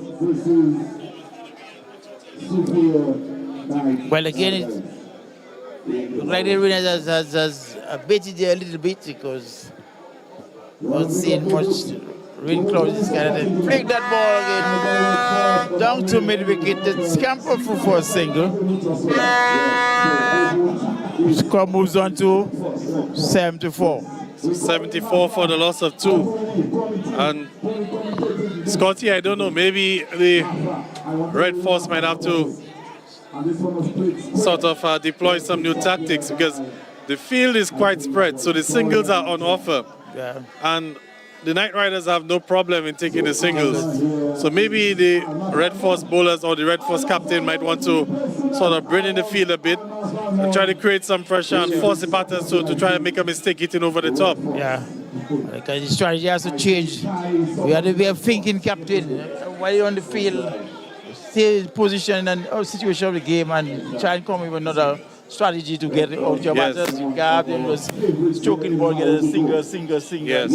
Not looking to impact on your bowling. Have a little bit of a discussion at mid-wicket between Jason Alexander and Courtney Ansem. And they're quite content with the way things are going. They're probably just telling each other slow and steady wins the race. That is what you say. That's right. We're seeing us just ringing like 2 in the circle and all the rest of the fishermen ringing the boundary. So the singles are for grab. So that one should be a leg by. Leg by signal by the umpire, but nonetheless it's 1 more to the total. Well, again, making there was 76 for 2. Here comes the Red Force again. Oh, Ansem not ready timing again. A short pitch delivery. He's a tall man. That ball should be headed over the Mahaut Primary School. So he just get down to the man down at long leg for a single. Why this long leg was mostly deep back was square leg. 77 now on the ball. Conroy Lawrence to continue for the Red Force. Down the leg side, he's appealing. No, he can't convince the umpire. And it's a wide, so maybe the ball probably might have, well, he didn't brush the leg, going down leg side because the signal wide. But the Red Force fielders will try to convince the umpire otherwise. This one is put down. Was it a chance, Scotty? Look close. But you can make a valiant attempt trying to get to that ball, but just could not hold on to it. Difficult chance really, Gavin. Lawrence, another young bowler. So we can see that Knight Riders just inching, literally inching towards the championship. As this one is struck firmly, but struck firmly to the fielder. Straight to the face man down here at the deep square leg boundary. And he got a nice bounce, so he was able to grab that ball and fight back to his keeper. All right. Now 79 for 2, and we ended what? Right, 79 for 2, and we have 15 overs. So 5 overs left. 5 overs left, so that's 30 deliveries left. And they're chasing what, 20, 25? 25 more 25 more runs for victory. Right, so here we go again as this one is down the ground. Shot. One bump. Valiant effort, but can't prevent the boundary. 4 more to the total as Courtney Ansem strikes this one ferociously down the ground. Ansem hitting that ball straight back past the bowler in the air, but safely away. 1 bounce to the boundary. Very good shot. Ansem is a tall, well-built right-hander. You remind me of those guys like Clive Lloyd, which is a left-hander, but he's having kind of structure like Lloyd. Being strong, tall. And another wide delivery, so did that take us to 84? I remember they're chasing 104, so it means that 21 more runs are needed. Night Riders need 21 more runs to win.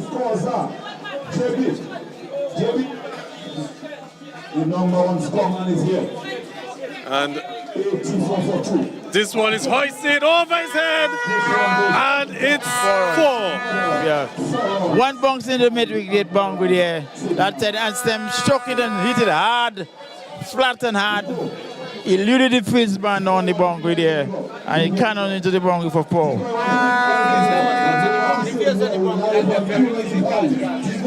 Well, I wouldn't say easy catch, but at least you would have an opportunity to catch it. Yes. Because remember, that was really hard, you know. So 88 for 2. And 13 runs coming off the over there. So a good over for the Night Riders. And they're just a few hits away from lifting the 2025 Cassani Laville Mahaut T20 softball Premier League title. We've had a few months of exciting cricket here at the Teaser playing field. Some 13 teams took part in the competition from as far north as Colio, as far south as the Soufriere, as far east as the Kalinago team with the Sinico team. So the softball league really attracting teams from all across the country. But I think we had 13 teams in the tournament, so, and they came from around Dominica. And so this one is up and over. Waiting the signal, maximum, 6 more. Alexander moves on to 35. And it looks like very soon Night Riders will be on the field with their champagne. It looks like Night Riders is racing to victory now. They realize the urgency and the rain is coming in and out. I think they need to step on the gas, try and get it total as quickly as possible. And they spend that time driving it down to long off for 1 single.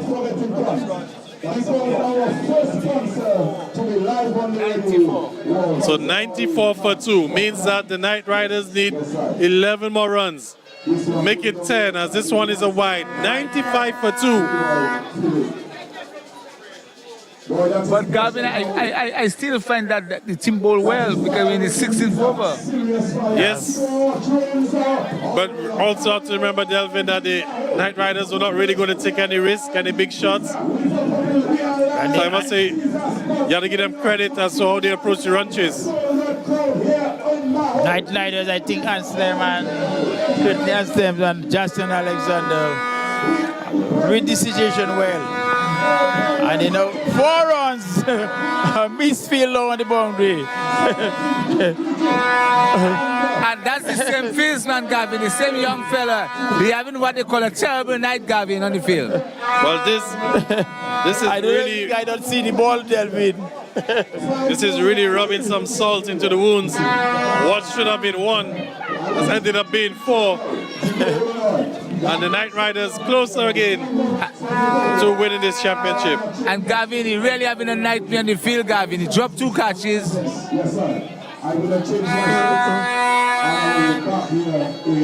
So the fat lady is starting to sing for the Soufriere Night Riders.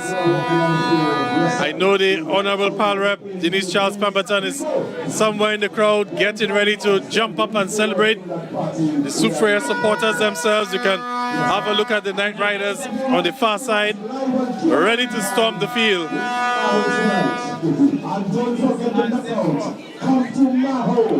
As this has been a very good game for the Night Riders. As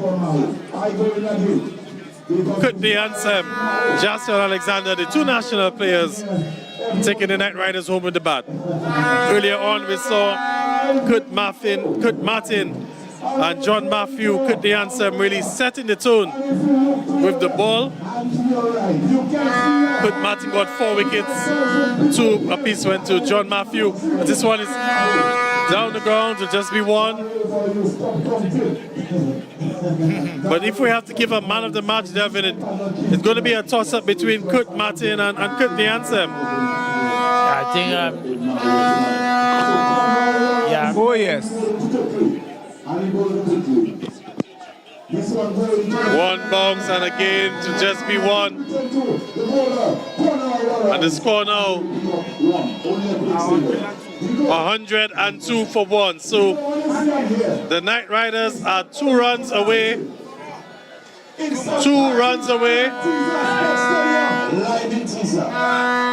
As this one is down the run, they'll try for 2.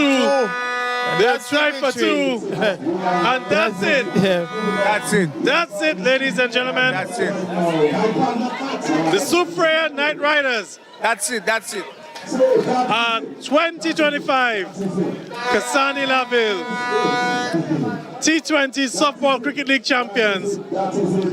They've beaten the Sinicool Red Force, winning the game by 8 wickets. A comprehensive win for the Night Riders as they storm onto the field right now. They just realized what happened. Soufriere team has just won this trophy here. And the big prize of $3,000 for the winner at Mahaut. Kurt the Ansem ended up with what? 40. And Simon 40. And I think Judge and Alexander. And you can see the crowd there from so Soufriere really enjoying the atmosphere there. Middle-order batsmen. Soufriere Night Riders, they're winning Night Riders. the Cassani Laville Easy victory here at T20 softball competition. That's been a grand night of celebration. quite easily. That's been a big beating the night Red here in Force there Mahaut. from Sinico. A lot of people have Red Force got came out to watch the 103. game from our neighboring community. And in the end, they scored 104 for 2. So a good victory there, Scotty, for the Night Riders, their team there tonight. They played well, they were deserving, and they were very confident. Yeah, well, the Night Riders, as I tell you, they worked their way easily to victory. They were the short of the Red Force team for just 103 runs. And that to me was a setback. In a final game, you're looking to get at least 150 runs on the board and more. So the score was under par.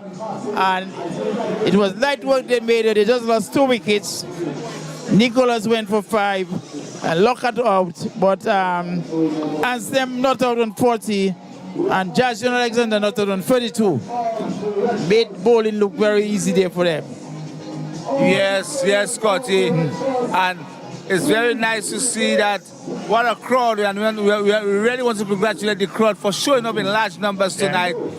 Soufriere Night Riders, they're winning the Cassani Laville and Spat Production and the Village Council T-Softball Competition tonight there in front of a very appreciative crowd, Scotty, and we want to say congratulations to them, Scotty. Yeah, they congratulate the power rep with Cassani Laville, the Right Honorable, and also Mr. Smart, Roger Francis for putting on this event here tonight. It have been an event that started in January and it ended up at the end of March.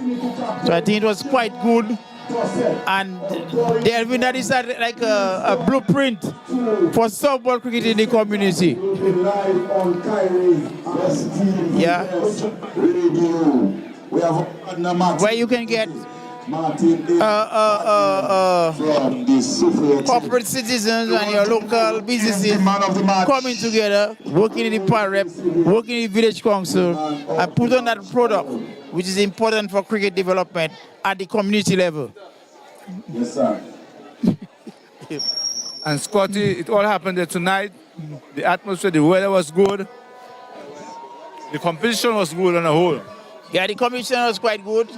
As I tell you, there was 13 teams in the competition, and we have 2 good semi-finals, where the Red Force defeated VF Inc.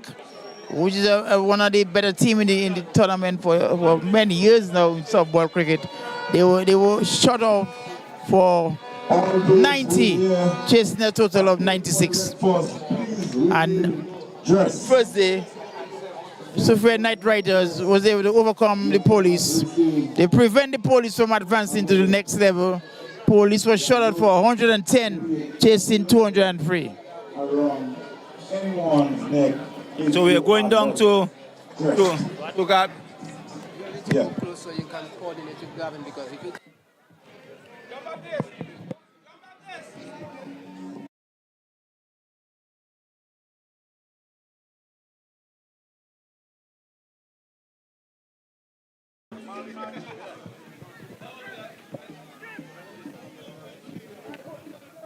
All right, everyone, we've come to the end of this finals in the Mahaut Cassani Laville T20 Premier Softball League.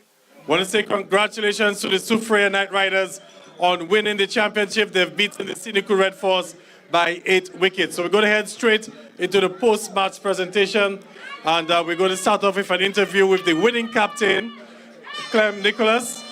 And Clem, first of all, congratulations on winning this championship tonight. Yeah, it was a very good game. We started very well.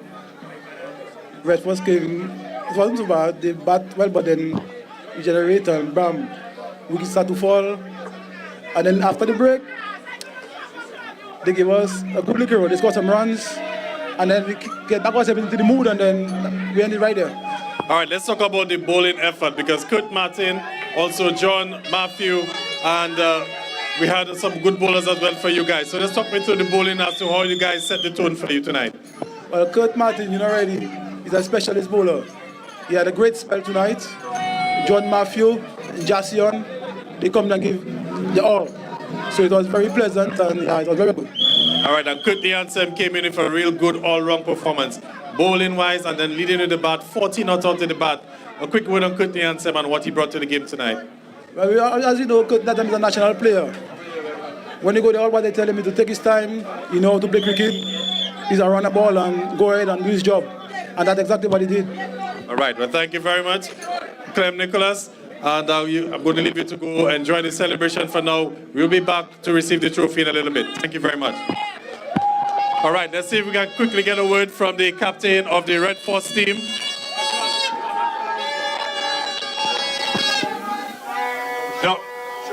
Siobhan Dorset of the Red Force team. And Siobhan, not the best of performances tonight.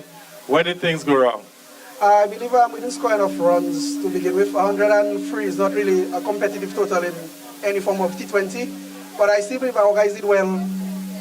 I think they batted well in the end, that's it. They batted positive, they stayed, rotated back, and yeah, that's how the game got away. They batted, so. Yes, guy, it really took a special effort to bat out the 20 overs, and Wilshire really put up his hand and batted well for you guys. Well, Wilshire is one of the more senior batsmen. For the tournament, he was the main batsman scoring runs for us. Played a slight injury, back injury, he sustained a few games before, but nonetheless, he showed up tonight and he batted for the 20 overs, so that was a big support by him. What was the game plan going out there, though? Small total, 103 was what you had on the board. What were the instructions to the bowling unit? Well, the instruction was keep it simple, full and straight. This is not hardball cricket, it's softball cricket.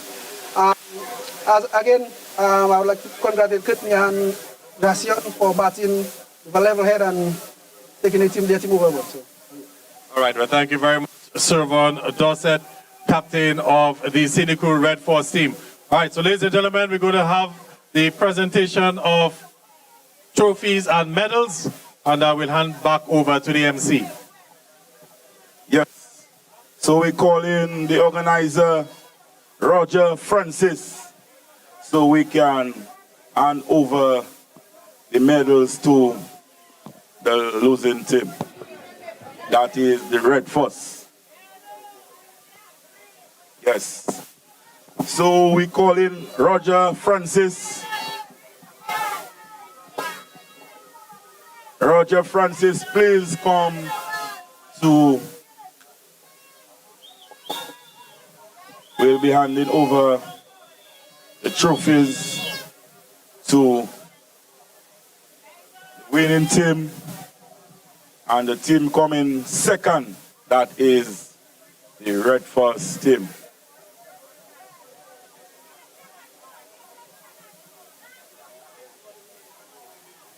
Roger,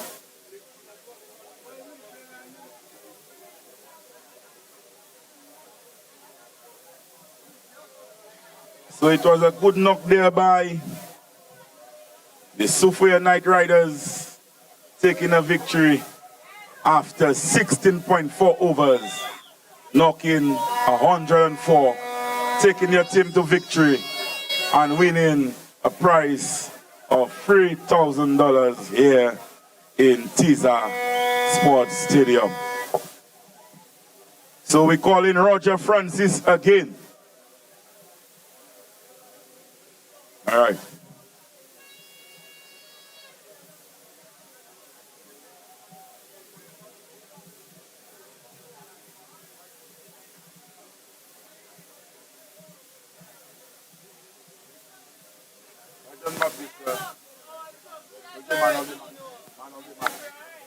Man of the match.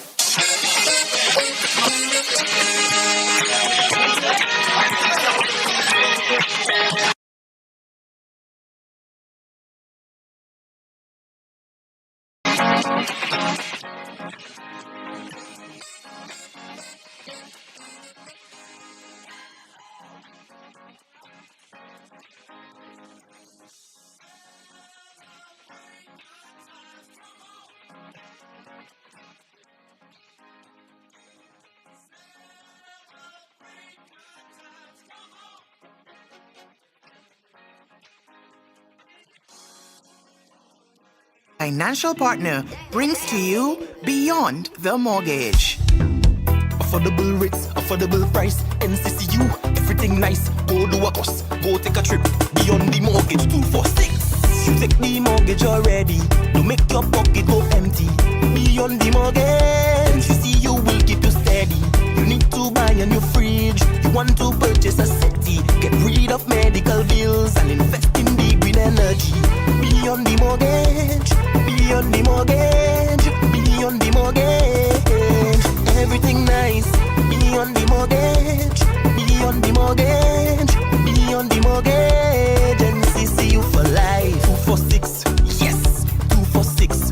Wow, 246. Beyond the Mortgage, 2% savings, 4% retirement solutions, loans available at 6%, and our special BTM line of credit. Terms and conditions apply. Now is your season. You need a loan with no hassle, no security, and an attractive interest rate. Clearly, we understood the assignment. Come to NCCU and get it now. Get it now, seasonal loans of up to $10,000 at affordable monthly payments. Get yourself in season and get it now. Terms and conditions apply. From the cradle to the grave, NCCU, you don't have to be no slave. NCCU, you need a loan you want to save. NCCU, welcome and visit us today. Hey, with a commitment to quality. What? Therefore you and me was one big family, but now it's a community. True, making life easy. Yes, like ABC. Don't matter who you are, you can benefit when you bring your mortgage. With rates as low as 5% and loans for all your needs. Open an MRA. Save for your golden years and take advantage of our savings products. We will finance.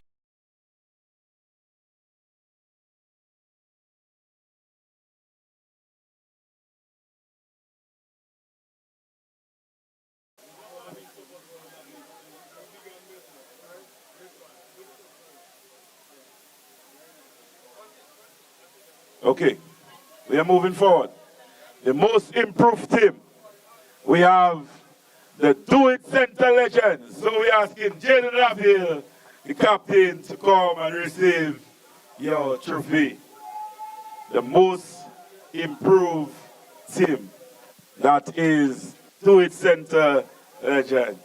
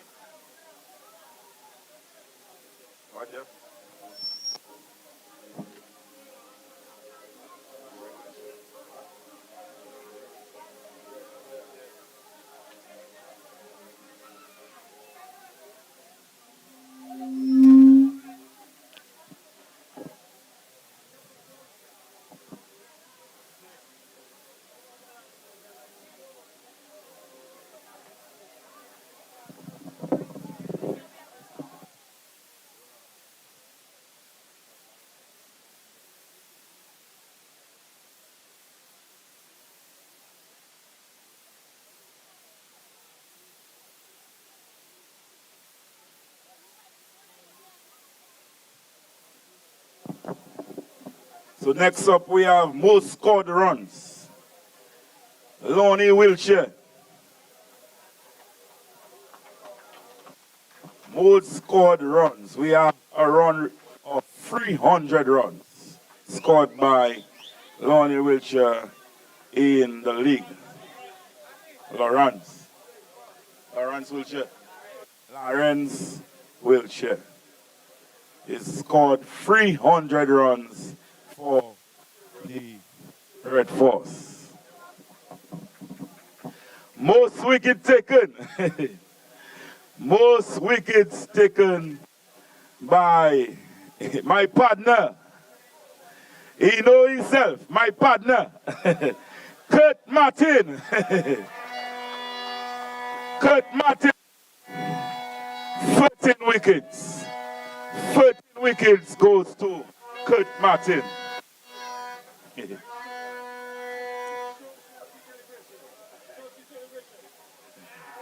Yes, I. So Kurt Martin doing a good celebration there. Right now? So we're calling back Kurt Martin. Kurt Martin will be receiving a cash prize right now. Sponsored by the one and only himself. So you want to say a few words to Kurt Martin? Yeah, this prize is for most wickets, right? Yeah, most wickets. The thing is, most of the times, I just wanted to supplement the effort being done. Most times, the guys get trophies, but from Dr. Dublin's Dental Clinic, we decided to give a little change to help out. So, Kit, most wickets.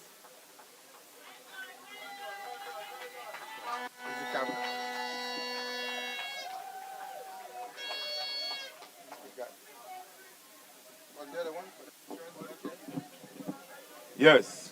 So we're moving on. Highest individual runs. Erwin Burton. Erwin Burton is the highest individual runs. My partner there is coming smiling. Erwin Burton for VF Inc. I think he made 140 something runs. He'll be receiving highest individual runs. Highest individual runs is sponsored by AMD Home Goods.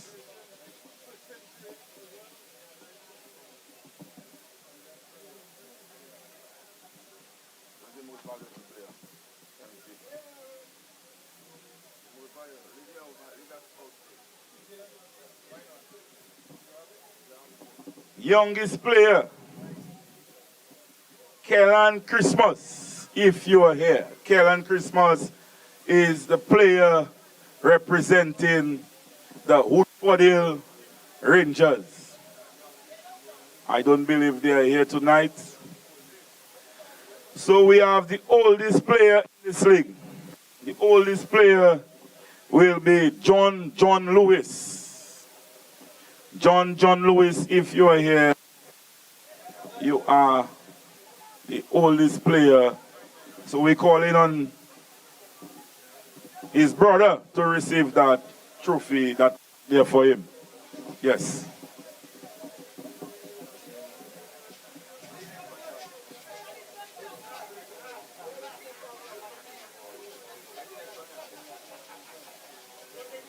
Yes, so we have the most commitment and individual supporter, Cassani Benjamin, will be receiving that award. Cassani Benjamin, please come here. You'll be receiving that award.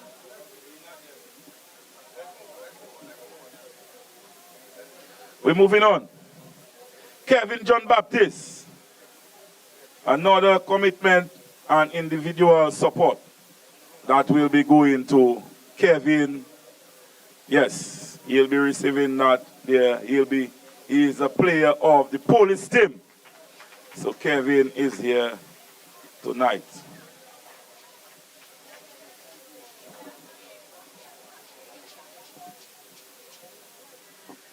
So we have Dorian Williams will be receiving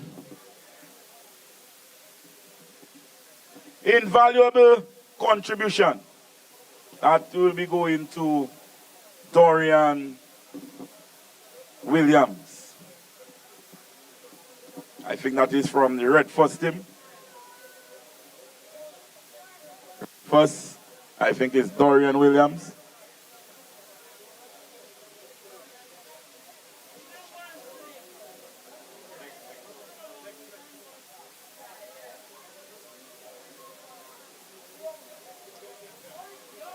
Okay, champions of the Cricket League.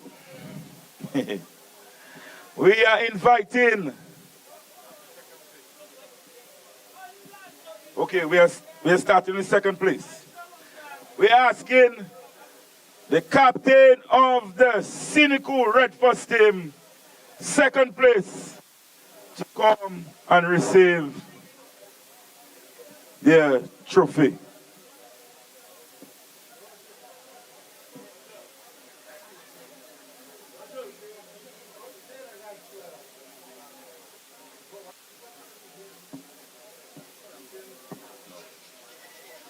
Which one?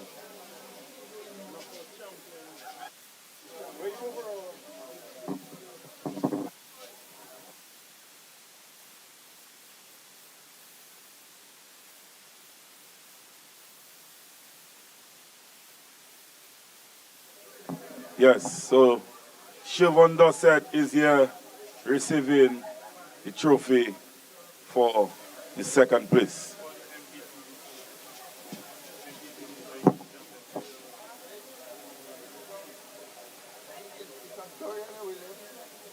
Oh, yeah, Dorian.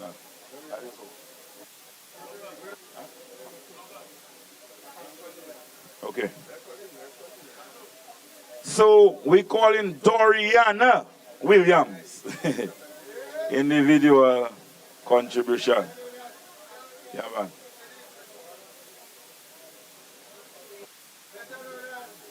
Patter kick.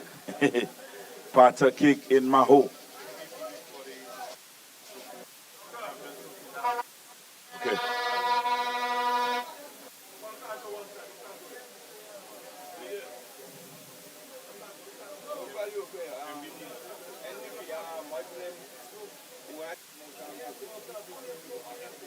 Yes, we call him Cassani Benjamin.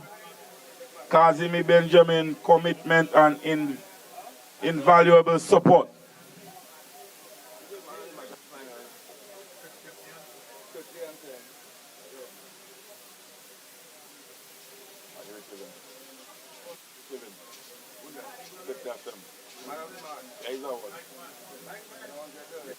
Yes. So we call in the man of the match of the finals. He is better known as Curtly Anselm. That is going to the Sufway team. Curtly Anselm will be receiving tonight the man of the match award. Wow. Curtly Anselm tonight taking 2 wickets for 22 runs and scoring 40 runs in 32 balls. 14 not out in 32 balls. Yeah. Okay, we're moving on. We're moving on. We'll be calling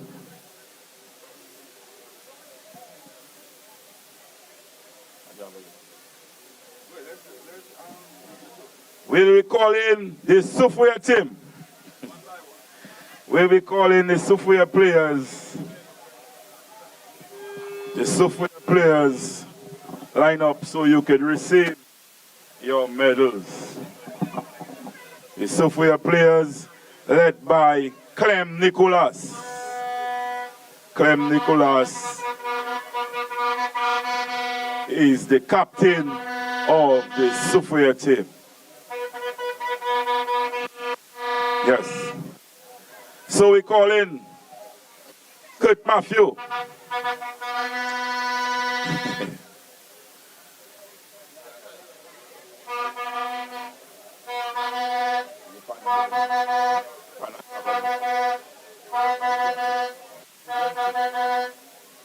Yes, that's Kurt Matthew. Kurt Martin. Vivian Tate.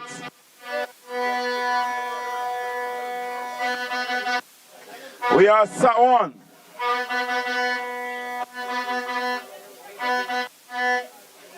We have LeBron.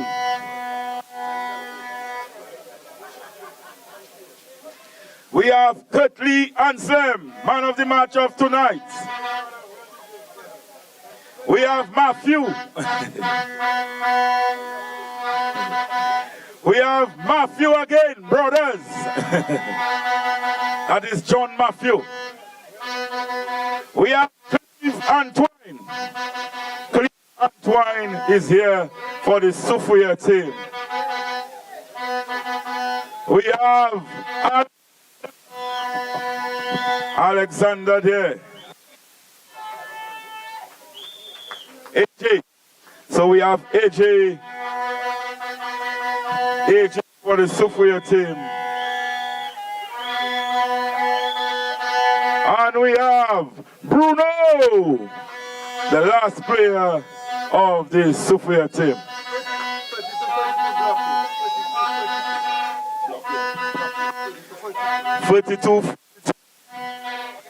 42, you are blocking. PA 42, you are blocking.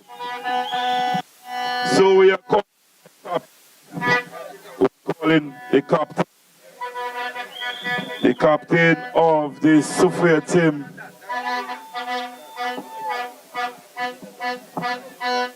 The captain of the Sophia team, that is Clem Nicholas,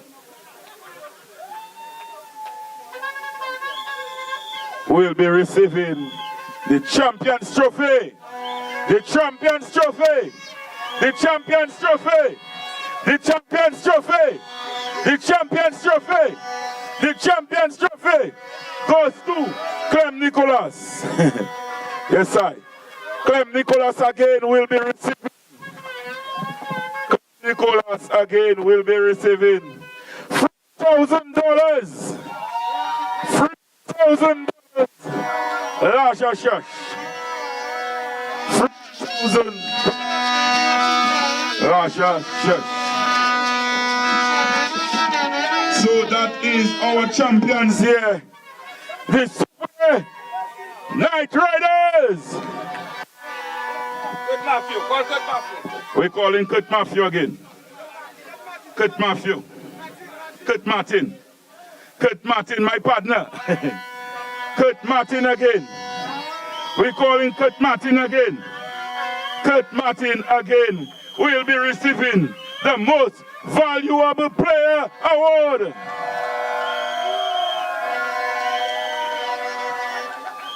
Boy, that is something else in Mahaut. In Mahaut Sports Stadium. Yes, sir. And we are live on Kyrie. We are live on TBS Radio. We are live on Facebook. Yes, sir. Our 2025 champions in Mahaut is the Sophia Night Riders! Yes, sir, yes, sir, yes, sir, yes. Wow, wow, wow, wow, wow, wow, wow. Yes, sir. Yes, sir, yes, sir, yes, sir, yes, sir. So we will be back. We'll be back next week. We'll be back next week for the All-Star game.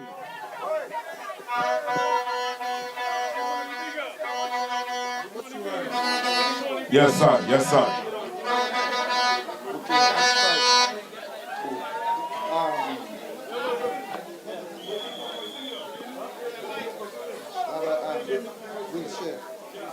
Yes, sir. So we have one more prize to give. We have one more prize to give. So we call in Darren Wiltshire. Darren Wiltshire. Darren Wiltshire, we're calling you. Darren Wiltshire. Darren Wiltshire will be receiving a check. Darren Wiltshire of the Red Force team will be receiving a check of most runs scored. And that is sponsored by Mr. Dublin. So Darren Wiltshire is picking up another award, another check. Larger shush. Yes, so we'll be back here, Scotty. Scotty will be back here. Yes, sir. So Scotty will be back here next week, Saturday or Sunday. Sunday? Yes, hold on a while, Scotty. When are you going to be back here again to finalize this? Yeah. We'll be back. Yeah. Yeah. We'll be back there in the next 2 weeks for the knockout. Yeah, sorry about that. I was trying to get away from the mic because I didn't want to talk tonight. But we will be back there in the next 2 weeks for the knockout. We'll say who is the two teams that will be playing the game. So from next week, the other weekend, from next week Friday, we'll be having knockout. All right, the knockout is sponsored by PE Supply for $1,000. So we're moving forward. Okay? So I thank everybody for coming out. A special thanks to the Honorable Cassani Laville for sponsoring this league. It was a successful league. I had a lot of different challenges in this league. But for all who from Mahaut who support me, I just want to say thank you. Thank you very, very much. And there will be more cricket in Mahaut. My back is large now. My back is large. I'll be having more cricket in Mahaut. So I'll tell you, thank you everybody. Congratulations to the Superior team. Crumbs, thank you very much. Thank you everybody. And have a good night. Safe drive home.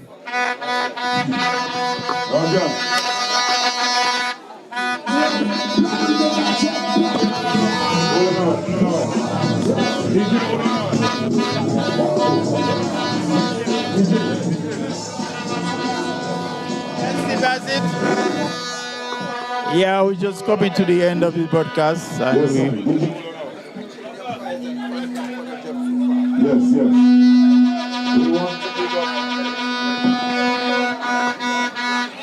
We want to big up the umpires for the league. We want to big up Alex and Baptist, Leroy Phillips.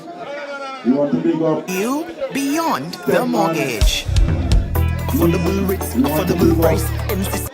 NCCU, your community financial partner, brings to you Beyond the Mortgage. NCCU, your community financial partner, brings to you Beyond the Mortgage.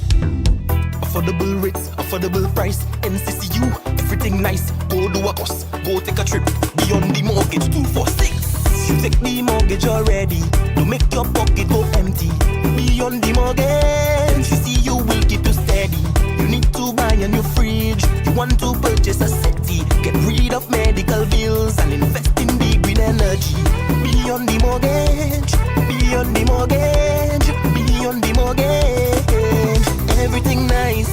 Beyond the Mortgage, beyond the Mortgage, beyond the Mortgage. NCCU for life. 246, yes, 246.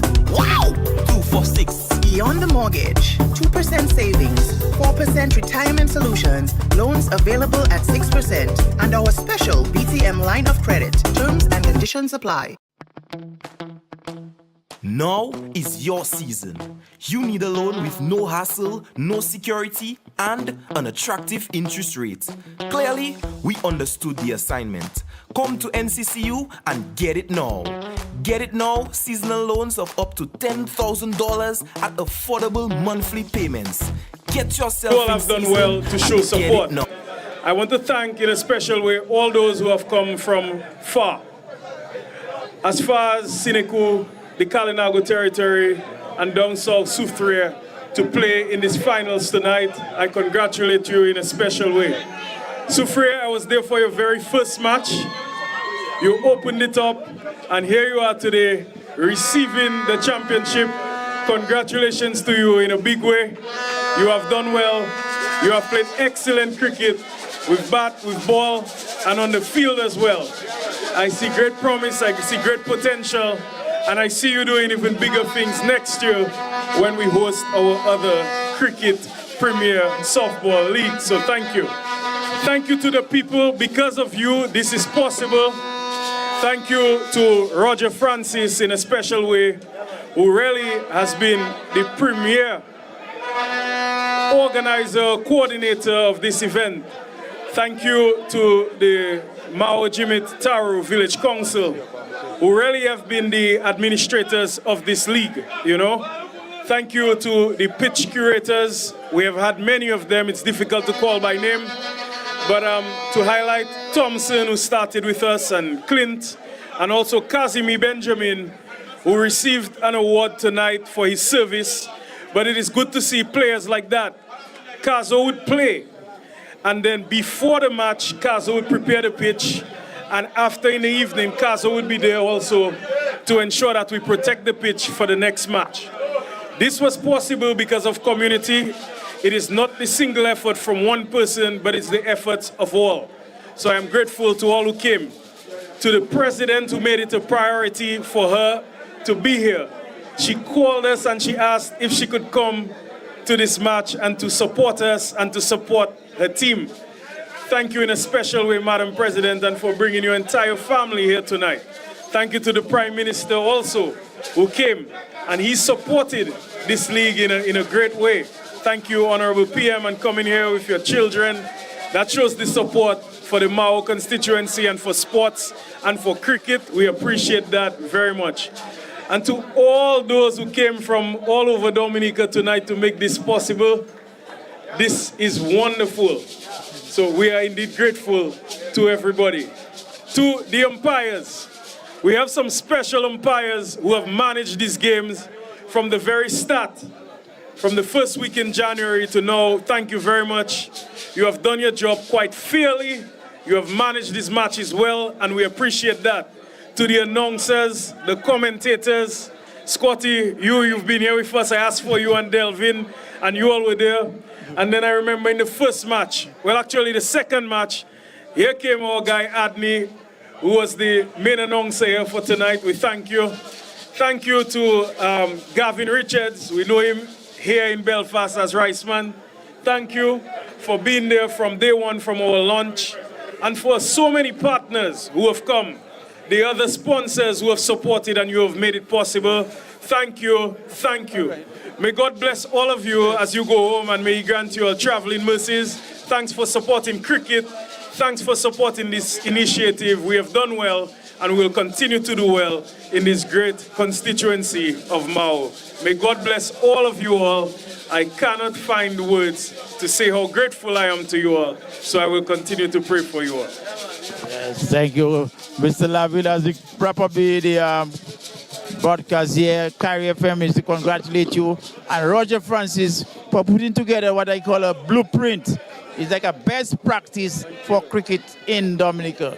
And we can transfer that to other communities around Dominica. Everybody in radio now, have a good night and sign out, Carry FM.